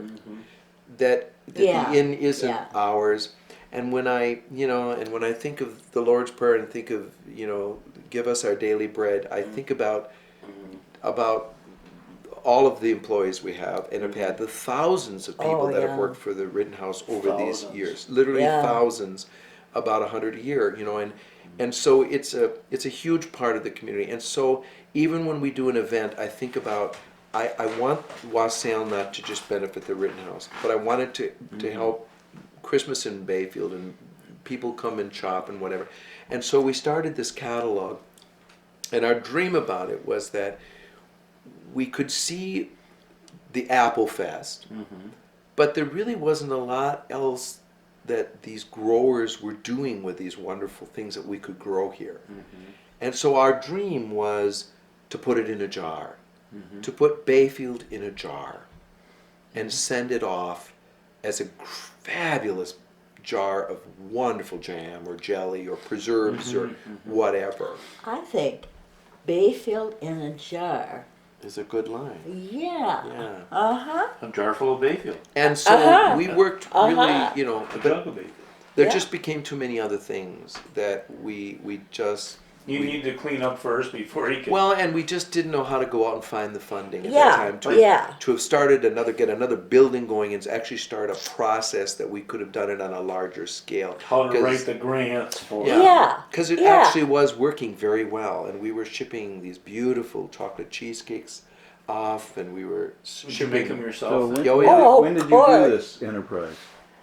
about 80, the late 80s, because we started the chateau in 86, and it would have been then when we were panicking and thinking Yeah. of all these good ideas. So probably 86 till 90, somewhere around there.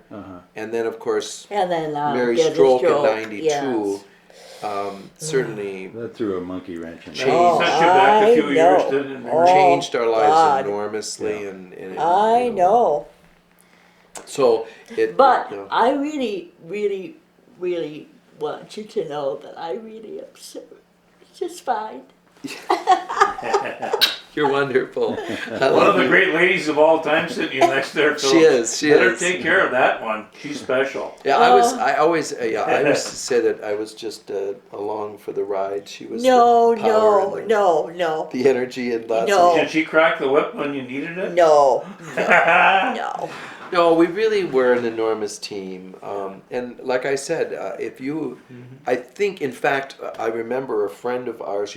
As I said, we were up in Madison in the '60s and the '70s, when there was the whole New Age idea, and I'll never forget a friend of ours who was deeply into reading the tarot cards and doing the Ouija board and visiting people from outer space, saying when they heard that we were going to get married that Oh, it was yeah. the worst combination that she could ever imagine. She said, "Oh my God, this is such a The disaster." cards aren't lining up. But I do, and I really, really do. No, it's been a charmed life oh, in yeah. many ways. But truly, if you looked at us and you went down our likes and dislikes and our interests and our abilities, they're so amazingly different in many ways that that was the strength to me, I think, is that I didn't want to do the same thing that she did and wanted to do. And so there was a sort of natural division of jobs and of our interests. I was always the out front person. Mary was always the person who was more behind the scenes, making things happen. And Supervising the kitchen. she was in the kitchen making it great, and I was out there selling it and serving it. And so there's How hard always of work was that back there in those Oh, I days? just really loved it. But it was about 120 degrees. It's just fine. It's just fine. Yeah, see. Yeah, well, that was a good fit for you. Yeah. When I think about it, it's kind of amazing. Yeah, I mean, I think of her playing piano and as a reading wonderful poetry and what a wonderful, incredible, sort of thing, and then cooking from 6 in the morning. Jerry, you mentioned that you talked a little bit about the Lord's Prayer there and stuff. Are Yeah. you still affiliated in the church system? Or are you non-denominational, or sharing your beliefs? I think Mary and I, because of our musical experiences, we have been in just about every denomination there is.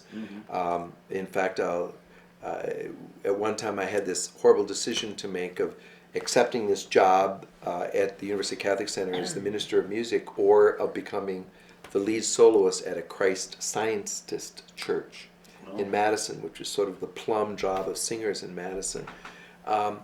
So we really had those experiences of being in all these places, and I was raised Catholic, and Mary was raised in a number in the Congregationalists, and Mary started becoming an organist at churches very young in her life, and so we're very, very spiritual, and there's a wonderful thing about religion, and I think it's delightful to have all those people who believe and go and do that.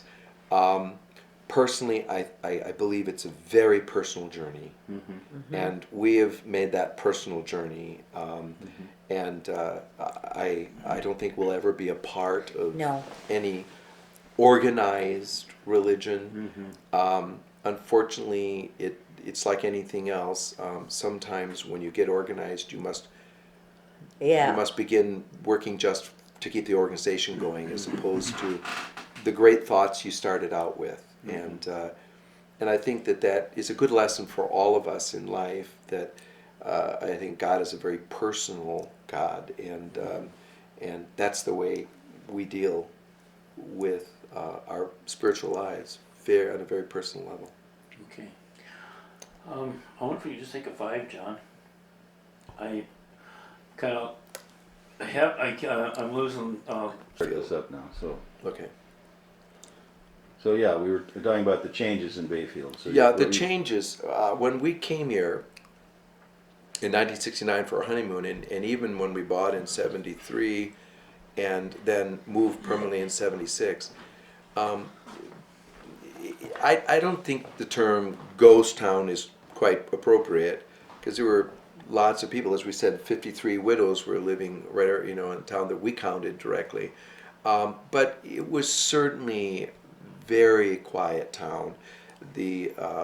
As we all know, of course, there wasn't any brownstone industry. There was very little third, fourth growth cutting of lumber. There was the tourism had long since evaporated that had been there in the 19th century, and there was only its inkling of a beginning. I think there were maybe 3 or 4 sailboats in the area in '69, and so that was in its infancy. There was very little tourism. There was almost no fishing, because, of course, the lamprey eel and the overfishing had pretty much ended that industry. And that was the one that had just really gone last. And so it was a town that was on the skids. It was very poor.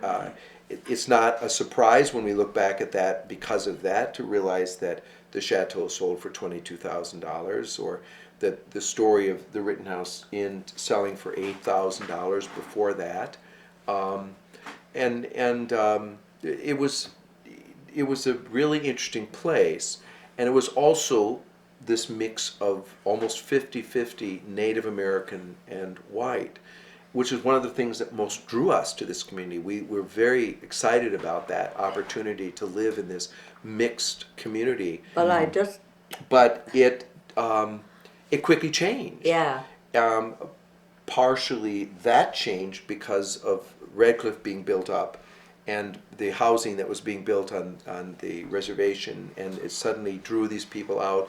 Even some of them who didn't want to move out, but they couldn't afford to live in town. Yeah. And so that the town, that really made it even poorer for a while. But poorer psychologically and culturally was certainly the and truth. the fishermen, was certainly depleting. and then the Allwoods. Allwoods was still going, and I'll never forget my being upset when Allwoods wanted, they gave an ultimatum in a sense to the city, or I don't know if the city saw it as an ultimatum actually, but they said, we need to grow. And our option is to do it here in Bayfield or to do it at our other plant. Yeah, they had one in Drummond, didn't they? I believe. I yes. think And so. Maple too. Yeah, and they said, but in order to grow here, because it's tight quarters, we need you to vacate this alley, and we're going to grow this way. And they show what they want to do. And I remember going to that meeting and saying, we need to do this. We really need to do this. This company needs to stay in town. We need every business we can get. They're wonderful. And they voted against it. And I'll never forget some councilman saying, why are we not going to close this alley? Because we've never done it before. And I was just like, But, I can't believe you said that. okay, but the main thing, Allwoods transported to, That's why they did it. no, That's why they did it, though. They said, then we're moving. And they closed. That was why, Mary. Okay. Because they couldn't grow. They couldn't deal with what they had, so they had to grow. So they left. I will never forget that. And that was another huge low point for, I think, this community. And because there has not been any industry to replace it. Is that when Jacobson's had it at that point? That's right? correct. Liz Jacobson and Liz Jacobson. I remember Del Berger selling to the Jacobson family, and And my first job in the summer when there was not enough to keep us both kind of going, and so I in that 74, 75, so I went to work for the Bayfield Inn, owned by Al oh Prerost. gosh, Oh my! Who when I closed up the bar, and I ran the bar and the restaurant, and every night when I finished at 1 o'clock when I was closing up, he was on the floor stitching up the carpet for the next day. I mean, it was just tattered and ragged, and I mean, what a man that guy was. I'll never forget those stories. And you didn't get your lessons in inmanship from him, did no. you? no, I don't think so. We actually had considered then at that point buying it, and that was part of the deal. That I was literally working for nothing, because he said, because then I'll sell it to you at the end of the summer. Well, he had no intention of selling it to me at the end of the summer. Yeah. And I was working for nothing. So that was another lesson I learned. You bought that from Bert Minwigan, if I remember right. Do you remember? No. Yeah, and then it had actually been built on debentures, as I remember. Right. Yeah. And Liz Hawks had put that together as That packet together. Yeah. Yeah. I remember. I think my dad and the people bought into it. It's the only way they could build it. It was Chick Norwell didn't have enough money to Yeah. probably rebuild that big structure. because it burned in what year? 63. Yeah, 63, because we had never seen it actually, but anyway, it was, so that was a part of that time, and I remember the town was so quiet. There was the community cafe, and it seems to me it was, Singing Margaret, yes, What? Margaret, Margaret, more onions on the hamburgers. yeah, Yes, yes. And of course Goldman's, Yeah. Goldman's, Pauline and Goldman's and And Lloyd. Scott Kerr with his 6-gun, you know, shooting up the place and whatever. Oh, As yeah. He What was, was the name of his summer newspaper there? Oh. Shaguamacan Bay. no, was it? Something like that. Yeah, it might have been. Oh, yeah. That rag that they published for about, what, 2 or 3 years or something? Yeah. Scott Kerr was writing and Rick Thompson was doing some of it and Harold Kerr was the publisher and oh my, there was some interesting stories that were going on Made there. Frank Dexter look like a schoolboy You bet he did. And there was Harold Kerr was, you know, obviously was in the metal shop. in the metal shop and of course obviously the pot shop had been going. This is their 50th year this year. Is it 50? This is they're celebrating their 50th anniversary this summer. So they came in 59 Can you believe that? or 60. In 60. I can remember her teaching in school there. Yeah. Yeah. She just was talking to us because they want to do a little exhibit of the 50 years of their business, and we remember that very distinctly because it was such a wonderful spot for us. And of course there was the little Easter seal shop Oh, I just loved downtown. it. Because Now, Mark, what building was that in? It was in the one of the T-shirt shop, the Well. one further up. It's now a T-shirt shop. Further up from. The old Further up from the VFW one building? down at the corner. It's not the No. one in the corner. Jim Oh, Jabot. okay. Just down from Xanadu. Yes. Yeah. That was the and it was filled with these. It was a child's dream, because it was all these things were being made by people who were either disabled or whatever. It was a wonderful project. Started out of Madison. They had a store in Madison, and Meg Klugmas was Meg Klugnas was the one who actually was in charge of it here. She set it all up, and we would go in, and we were their best customers. Our son had at least 20 of those Oh, I stuffed know. animals. Do you remember when Danny Aschenbauer used to make the trains and Yes. we used to call him Danny Bauer. He lived out by the sanitarium there, and he, Wow. all his stuff would be in there, boats and trains. They were wonderful Oh, I things. So this didn't was to know raise that. money for Easter seals. That's right, for Easter seal. Yeah. And it was a phenomenal show. wow. And we loved it dearly. Nice. And then there was, of course, there was Jim Jabot, Jim and George's place with the antiques on the corner. And that was before they moved over there. And of course, then started soon was, And Grunkies. oh yeah, of course. Victor, Victor. Yes. Vic and Irene. Yes. Vic and Irene were there frying, you know, whitefish livers. Did you ever have the dollar breakfast there? I want to ask No, because She was cooking her Yeah. own breakfast. you. Oh, I see. well, Otherwise, tell we me. might have. Well, tell me. Well, that was the only breakfast you ever got in your life that had. When you got there at 5 in the morning and you saw one plate go back in the kitchen, you'd come out with yours, and there's always a little bit of extra ketchup on your potatoes. There was, And there you were got great. 3 different pieces of toast, 3 different breads. That might have come off of someone else's plate. Who knows? Well, There were lots of good stories but there. I think dinner and lunch have it all. There were lots of places. Yeah, but Crunkies. Oh, I just love You loved it, and Morty's, of course. Greg and Kinney. Greg Kinney, and there was and the root beer store or shop, the root beer stand. Root beer and- stand. Yeah, and then there was Sue Wade had that. The Mad Islander. Oh my God, what a classy Oh, yeah. store it She was. brought the classy clothes into Bayfield. She really did. She changed, and then the other Where was couple- the Mad Islander? the bank, the old bank, Okay. the old bank building right across from God, Roxanne's. I forgot about that. That was phenomenal. Then And the Metlers came to town a little bit later that's and rented our store. Now, Betlers. Metler, do you remember them? They had a nice little clothing store right where Nelson's store used to yes. be. Yes. And then they moved all the way to Michigan later on.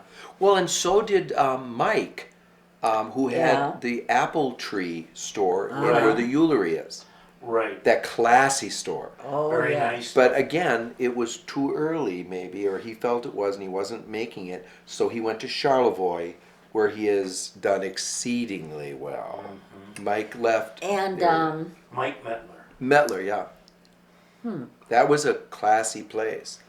And so there was, and it was really. and then the antique store. Joanne's. Was Sedgwick's.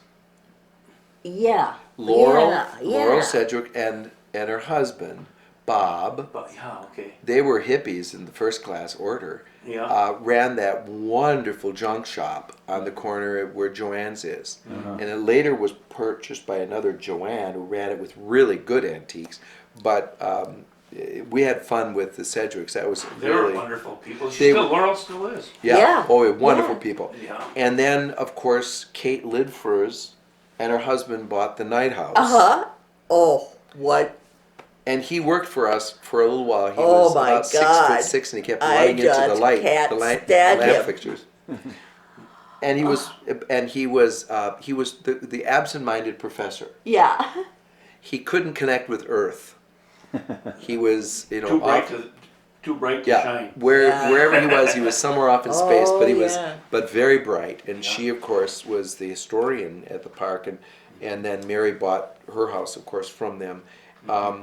And so it was really an interesting town, and but what we could see was that, and I think this is really, so interesting, is that we really felt that it had several choices, and we could see that as business people ourselves,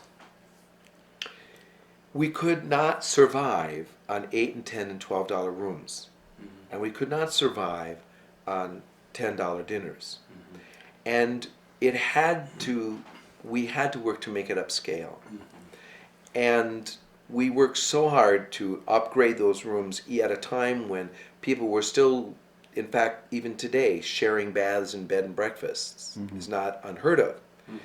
But we almost from the day one began putting bathrooms in those rooms. And privacy. Yeah, yeah. And we had those beautiful fireplaces. And so we instantly were trying to move it to that level and trying to appeal to a crowd that was really in love with good quality, whether it was food and lodging and all of that. And well, the amenities around it are so nice too, like the tables that you sit at, the chairs. Yeah. It's all very much first class. You know you're in a very, very nice Victorian building when you dine there. So you can imagine our excitement with having a place like Sue Wade's, Yeah. like having the Apple Tree Shop.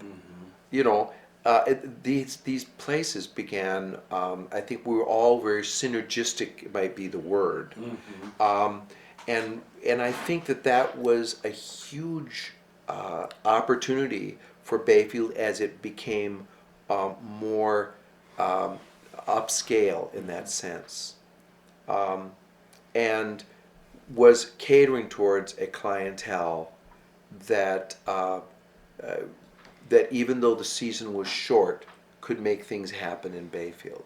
Jerry, you've seen a major transition in probably the tourism trade for the most part. In '68, when I left high school, there were about 969 people in town. Oh, wow. Now, and when our dad got out of high school in the 30s, it was about 1,400. Yeah. So it's gone down, Oh, and now nice. it's like around 600, but there Yeah. still seems to be a vibrancy in the tourist trade. Where does the city need to go in the future? What do you think needs to be done here?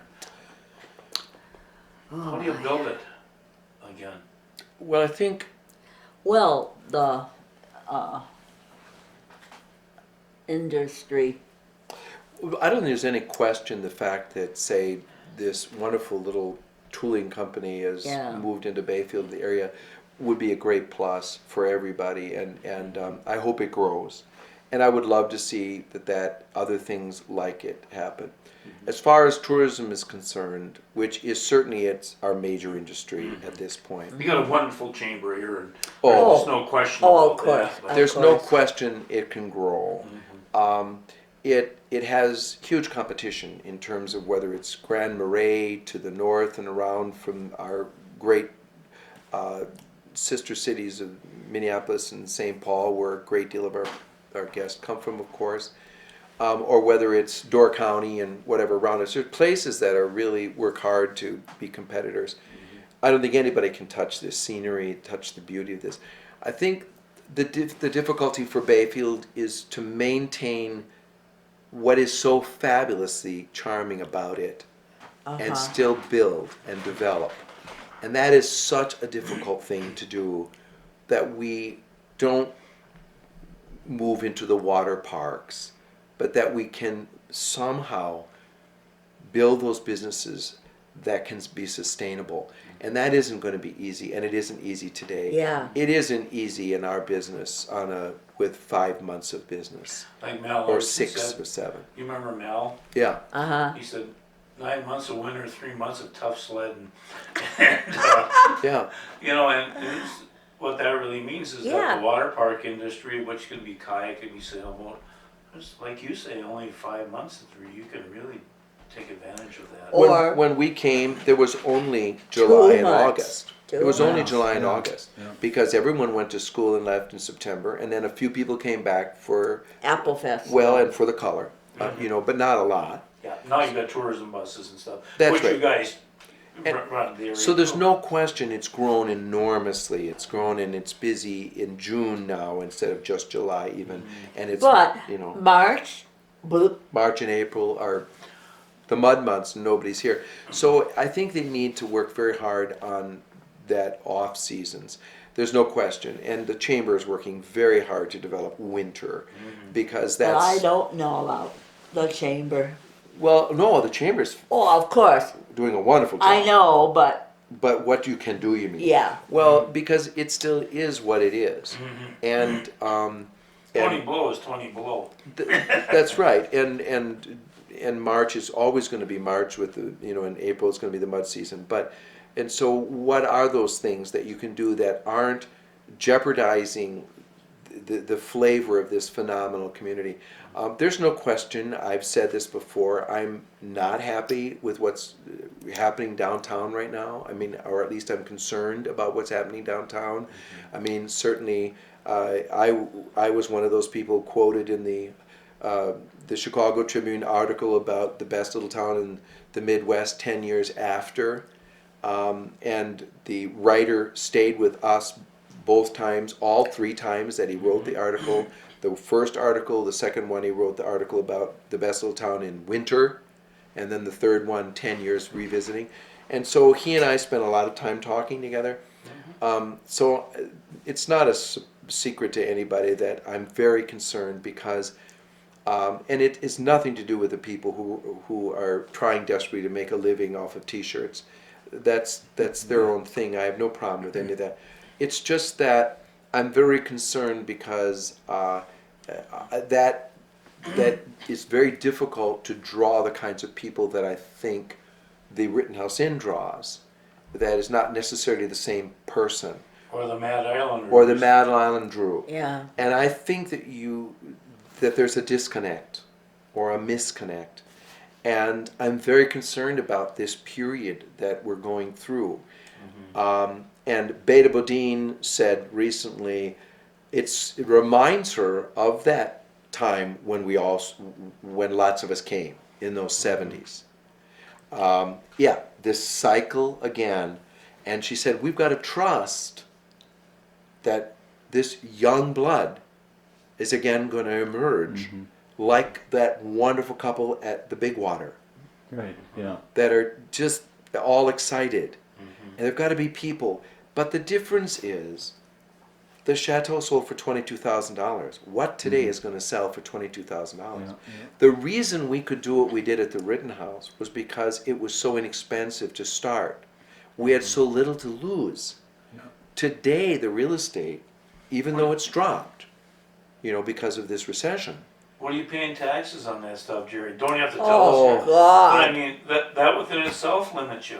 Oh, I If know. you could put that money back and reinvest in Yes. the building. Yes.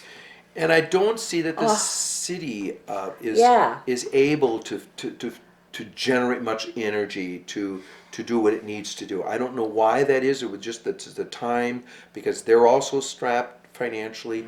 But this town is at a critical point, and we need to find new leadership and exciting young couples and things to fuel this change that is about to happen. Because look up and down the street, whether it's the Eulery that just is closing now, we know that Joanne is not getting any younger. We're just delighted that our son is involved. They're part of this young couple stuff that's happening. but look at Roxanne's, look at Hilda Reynolds. There's any number that are The very artist guild, close. they're all getting older. Yeah. They're yeah. close to change. Yeah. And what's going to happen with those businesses? Are we going to be able to keep those really nice things like the Water Music Quality Shop? I'm delighted to think that another young person is Dee Dee Eccles, and she's a second generation, because otherwise we were so known for pot shops. I'm very concerned about the other pot shop in town, and the fact I was so concerned when Steve died for the bookstore. Yeah. It's a nice young couple there. Yeah, again, that's what we've got to hope for. We've got to hope that that can happen, even though the expense of starting a business is so different than it was, and maybe because the season is longer now, and that we really have a tremendously active chamber, that they can truly develop winter to make it more than the 5 months. I don't know. That's got to be the hope. Well, you've still got the draw of this place. The All lake, over. the islands, something special about this place that draws people. It drew me here from San Francisco, so. There it Yeah. is. Yeah. Is the national park the answer, Jerry? I think that the national park, when you look back and you see the national park, it's almost humorous to look at the predictions now that they made in 1970 of how many thousands of people would be here the next year and the years later. Of course, they're never happened. And maybe with the renewal of people really wanting to be out of doors and into physical fitness, which we all know that people are going to live a lot longer now, and they're going to be a lot more active longer, that maybe the baby boomers and all the rest will gravitate towards a place like this, because it is so phenomenal. And they can go out and go snowshoeing in the winter, and running and biking Okay. and hiking and But, camping. But the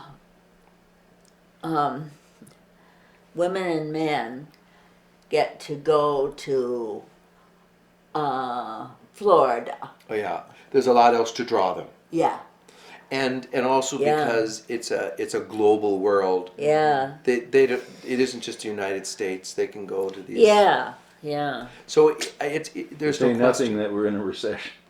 Right. Yeah. And I'm amazed that it hasn't actually had too many people calling it a depression, because Yeah. it certainly is the biggest one Well, we've it's been. depression. Yeah. Well, I bet you could argue it. Oh. Are you down a little? Oh my Lord. Yes. Well, Heyday. a little, but oh my. We work A so little's a lot. A little is Yeah. a whole lot. You Yeah. bet it's a whole lot. And well, the average of Wisconsin for tourism is down 15% last year and 15% the year before. Is that kind of the trend holding in Bayfield, down about 15? No. We've been lucky. Yes. We've been really fortunate that it hasn't been that bad. 2 years ago it was, but last year it really spiked in July, and it started to turn. And so we're very hopeful that that will happen. Both January and February of this year are up from last year. They actually are up equal to what we lost last year from the year before. Oh, good. So we're absolutely delighted. If that is a sign, we're happy for that. We're Little just, rebound coming. yeah, we're hopeful. But of course, as anyone knows, when may another shoe fall, what about another terrorist attack? What about some other horrible discovery of whether it's the banking industry or who knows where? I mean, I think it's a very Okay, so what I want to hear is a little bit more about your other buildings. Maybe we could start with the John Bamey house that you yes. have in your. Well, as you heard earlier about the What do you chateau, call that house now? we call it the Rittenhouse Cottage. Right. Okay. And as you heard earlier with the chateau, I was the pessimist in this case, which seems unusual for me, and said, I just don't see how we can do the chateau with this addition going on and all this kind of stuff. And I'm running this Carriage Antiques in Hayward, and this is outrageous. And Mary is in this case the eternal optimist, who said, no, it's not only can happen, it is going to happen, and I'll show you how it's going to happen and put it together, you know. And so that was sort of my thought was, well, that's the end of our expansion. That's plenty, you know, that's enough. Well, then John Bamey's house came on the market, and John was still alive, and he was living in Washburn, and he decided that, you know, it was time, and Merle, his daughter, Merle Palmer, has been an employee of the Rittenhouse Inn for 20 plus years. And she was the one really who pressed it. Yeah. And she came to Mary and said, you know, it's very emotional. I love this house. I grew up in that house. And my father's huge in my life. But I have my own home. I don't see moving. But if you owned it, I'd still have a little piece of it. Oh, that's nice. I'd still have a little piece of it because I'd go over and I'd clean it and take care of it and feel that I could visit. I was really emotional. Wow, And what a statement. yeah, it really Oh, was. yeah. And that's why we did it. Yeah. So we bought John Bamey's house from John on land contract. And, but it was like this, I couldn't imagine what we were going to do because, like, as anyone who knew John knows, there was only a trail through the house. It was filled with every Well, piece of of course. things he had ever collected in his whole life. But besides that, the entire property was also filled with everything that he had ever collected. There was not a tree that did not have the complete circumference covered with boards that he had picked up at Allwood and everywhere else. Every tree was filled with mouse traps and rat traps and fishing lures and everything he had found or used or whatever. The basement was completely filled with boxes. The little barn was to the rafters. So, in fact, when we bought the house, Well, of course, the stroke. you had your stroke. But, I and Larry, went over, yeah. Yeah. We went over, and first thing we did was to cut the lawn. Well, when we cut the lawn, we discovered things that we had no clue were there because the grass hadn't been cut in 20 years. And under that grass was a picnic table, for example. And under the picnic table were the 17 cans of paint that he had last used to paint the house Yeah, yeah. 20 years before. Oh boy. I mean, and that's the way it was. yeah. So in honor... Anything good in the house? No, Oh. no. Well, the ducks. Oh, the decoys? Yeah, yeah. And that's all. But it was filled with history, so that was good. Yeah. And what we did is we actually took it very slow. And we invited John and Merle to be there the entire process. And we just loaded one big truck, or what do you call those, Dumpsters? dumpsters, after another. I think 7 on the property. 7. And it took all through the entire summer. And all we did was they were there every day, going through everything. Yeah. Picking and, oh my gosh. I How did you get him to throw anything away out of that? well, he did because he really could only take certain, but he was there. Yeah. And we would try to throw it and whatever else, and you know, and we were, but I didn't want to throw away anything that was valuable historically. Yeah. So I wanted him there to be able, and that we would give to BHA, and Identify things. that's correct. He was always identifying, and God knows at the bottom of a pile she'd find a doll that meant something to her from her past, and you know, it was an amazing process, but it took forever, and it took 7 dumpsters, and but it's. You wish you had recorded the conversation. I wish I recorded John everything he ever said because he Yeah. was one of the most. But this is the best. Part of the mess was because of what had occurred to John, and probably was the reason he sold the house. The final straw. And that was that previous winter, and it was a February day, not unlike today, when it was stunning weather. And he came over from Washburn, and he came to the house, and he said, I came to air it out. And he opened the windows and he went over to Madeline Island for the day on the ice road. And he came back at the end of the day, locked the house up, closed the windows, and went back to Washburn, not knowing that he had locked in the house 2 squirrels. Oh, geez. Those 2 squirrels, over the next 3 months that he didn't come back, ate everything they could to get every ounce of water and every ounce of sustenance. Oh, boy. And they tore everything up that you can even begin to imagine. They ate the sills around the windows to get out. They tried everything they could to escape. And I have never seen a mess. If you think it had been Oh, boy. full, and then you imagine Oh, 2 critters spending their last 3 months of their life on total desperation trying to get out of that house. It was unbelievable. That was the house we inherited. So you had a job to bring that up to snuff. Oh, Yeah. yeah. So we took it, and the house inside is almost exactly as it was. We really did, we wanted it to be left. We wanted that beautiful wood. So instead of stripping it, we cleaned it, and we, I did all of that stuff. We didn't sand the floors. We stripped them lightly. We wanted to leave those marks in. We wanted to leave its history. Was that, It's a beautiful was house. that his father's place before him? I don't know. I think it was built in about 1912, so it might have been, because I don't think. There was a BAM, B-O-H-M, and I think they had the E later on that used to work down in the mill down there. I wonder if it wow. is his dad. That Wow. might have been, because didn't he work didn't John spend most of his life on the boats? Yep. Yeah.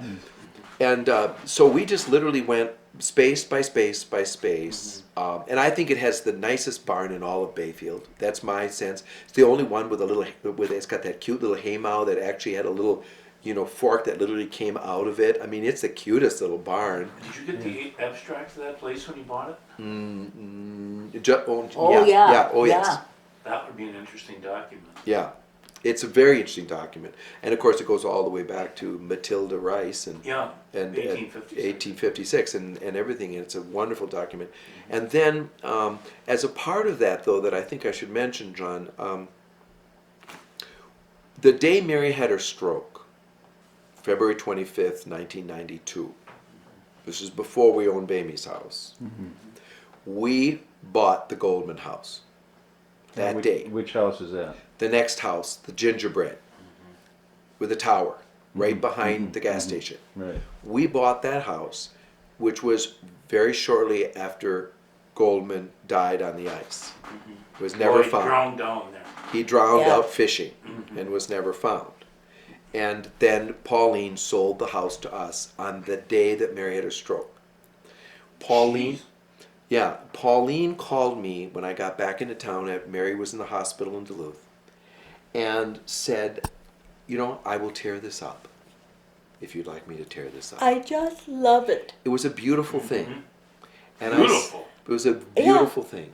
And I said, Pauline, that is really very special. But Mary's not going to be able to go up the stairs, at least for a while, at the inn when she comes back, because she's going to be coming back. And I said, so we're going to need, so I know, let's go through with it, and I will redo the first floor so she can get on the first floor, and we'll live in that. We'll live in that. Pretty easily. Yeah. And that's what we did. We lived in that house for about 5 months. And I brought all of these antiques that you see in this room, and then Mary said, Number 1, I think I'll go to the number 1. to room number 1 in the Rittenhouse. I'm going back home. Okay. We're not staying here any longer. That was enough of that, Mary? I know, because, She wanted to go back in the middle of it all. yeah. She wanted to be back where she yeah. belonged. Yeah. And Yeah. so we took her back up to bedroom 1, which is where a couple years earlier we had Marjorie Benton live for a year and a half. I don't know if you knew that. I didn't know that. No. Marjorie Benton, before she went into the nursing home, she went into the nursing home, and we got her out. We were just devastated, and she was devastated, and it was totally inappropriate in my opinion that they put her away. But that's a whole different story we won't get into. But I went and I had to buy her furniture. I had to, from her son, buy her furniture personally. And we furnished bedroom 1 in the Rittenhouse. And Marjorie Benton lived at the Rittenhouse. You gotta buy it from Lee Benton. That's right. Yeah. And, Yeah. and she lived with us for a year and a half, and it was some of the most amazing moments of my life. Yeah. And humorous and sad and wonderful. And she became the grandmother of the inn for a year and a half, and stole cookies and hid them under her bed. And oh my God, she was an amazing. But anyway, but we moved all these things to the Goldman house, and we redid the first floor as much as we had really tried to make it nice. And then Mary said, no, that's the end. So we then put it on the market, because our original intent was that we were going to restore that beautiful home. The old And- Theodore Ernst home. That's correct. We were going to make it the most glorious, wonderful home it had ever been, like it had been. And I lost the heart to do that with the stroke, and it was just, And there the was, wherewithal just didn't have that's right. the I know. capacity to complete it. I know. There was no possibility anymore. So we put it in the market, and we sold it in one day to the couple who now has it, Gene Brevald and his wife, and Edith. And one day it was on the market. But when we did that, I did one other thing. It was originally 4 lots.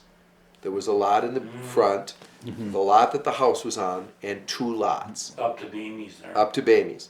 And I knew that if that sometime the potential was that someone could sell those 2 middle lots and build a home. I didn't want that to happen. Yeah, yeah. So I kept 1 lot. So I only sold 3 lots with the house. So we now had 3 lots 3 on the Beamy house. with the Bamey house. Yeah, So that was on 2 then. it was only on the 2 it was on the first one, and then it had the next lot as his gardens. So we actually now, still own those 3 lots with the hope of someday maybe even we'll move the house into the middle lot. I don't think So that was a second property. So we did own the Goldman house also and sold it. Then it came the story of the Silver Nail, and it was owned by Bill McCarty. And there were 27 people living in the Bill McCarty in that Silver Nail building. There were 2 dead cars out in the front, and there's hardly any lawn for it even to have 2 dead cars on it, but there were 2 dead cars. And it was the scene of amazing domestic violence, I must say. Well, I mean, it was just so noisy and Insane. And our guests were constantly being disrupted. And I would call Bill and say, Bill, I'm really sorry, but this is Jerry, and we've got to have help over there because we've got complaints that our guests that can't sleep. It's 12 o'clock at night. What do we, please? So he'd come and, we'd take care of it. Well, this happened a number of times until one day Bill came to see Mary and Jerry. I love Bill. Gosh, I love Bill. He said, I've got the solution. He said, last night was the last straw. You need to own this house, this building. And so here's the deal. So we bought it, and we actually lived in it, believe it or not. You did. For the summer of that, whatever year that was. We lived over there, and it became the dormitory for all of these outrageous summer kids, including our son, high school age, and all these summer kids. Oh my goodness, it was just the nuttiest place, and we were like den mothers or floor mothers or whatever it was to this outrageous group of hormonal activity that was rampaging, And that was the summer we then moved, and then we started working on So what year about would this be? 89 I don't know. probably, because it was when Mark probably would have gone to college. So it was right around 89, probably 89. And then, and we bought it, and we were in partnership also with Greg Carrier, with that building. Right. And we had previously been in partnership also with Greg on the Gray Oak Guest House, which is on 7th Street. Right. And he did the work, and we supplied all of the antiques and all of the various other know-how. And then we had 4 guest rooms in the Gray Oak Guest House.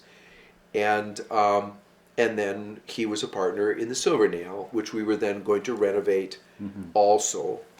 And then Greg got married. Yeah. Greg got married. And we began to see that this was a potential issues. All of these, all of his energy going into all of these things, and he was a partner with us, but now he had a new partnership to look into. So what we did was we parted company, and what we did is we exchanged shares, so that he got the Silvernail, and we had his shares in the Chateau and the Grey Oak. Oh, I see. And whatever, and he got that building. So then he is the one who actually did the total renovation of the building, made it into rooms, Right. and had, the office of Bill Bussey down on Yeah. the other side. He did all of that. I see. And he and Christine ran it not as a bed and breakfast, because they didn't serve breakfast, so it was kind of in a motel rooms, Lodging. whatever. I And remember when lodging. Susie Carrier was running it for him. That's who did Yeah. it. Susie Yeah. Carrier did the. Uh-huh. And they wore Greg's out on that after a while too, I think. And that's again, it's a lot of work, and there's check-ins at midnight, and people are unhappy, and something happens. And I remember somebody falling down the stairs in the middle of the night, and there were, there were a lot of issues, and it's not easy. Who owns it now? So then they sold it to John Hunt. Ah, And John Hunt and his wife ran it for about 2 or 3 years. Oh no, 1 year. 1 year. And then John offered it to us. And at that time, Larry Cicero had been our innkeeper, and he was working. And I said to him, this is one way that we can repay you. You should own it, you can have it, and we will lease it from you.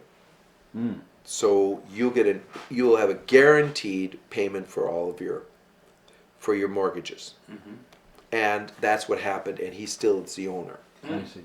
of that building. He has had it currently for Do you sale. still book it? No, No.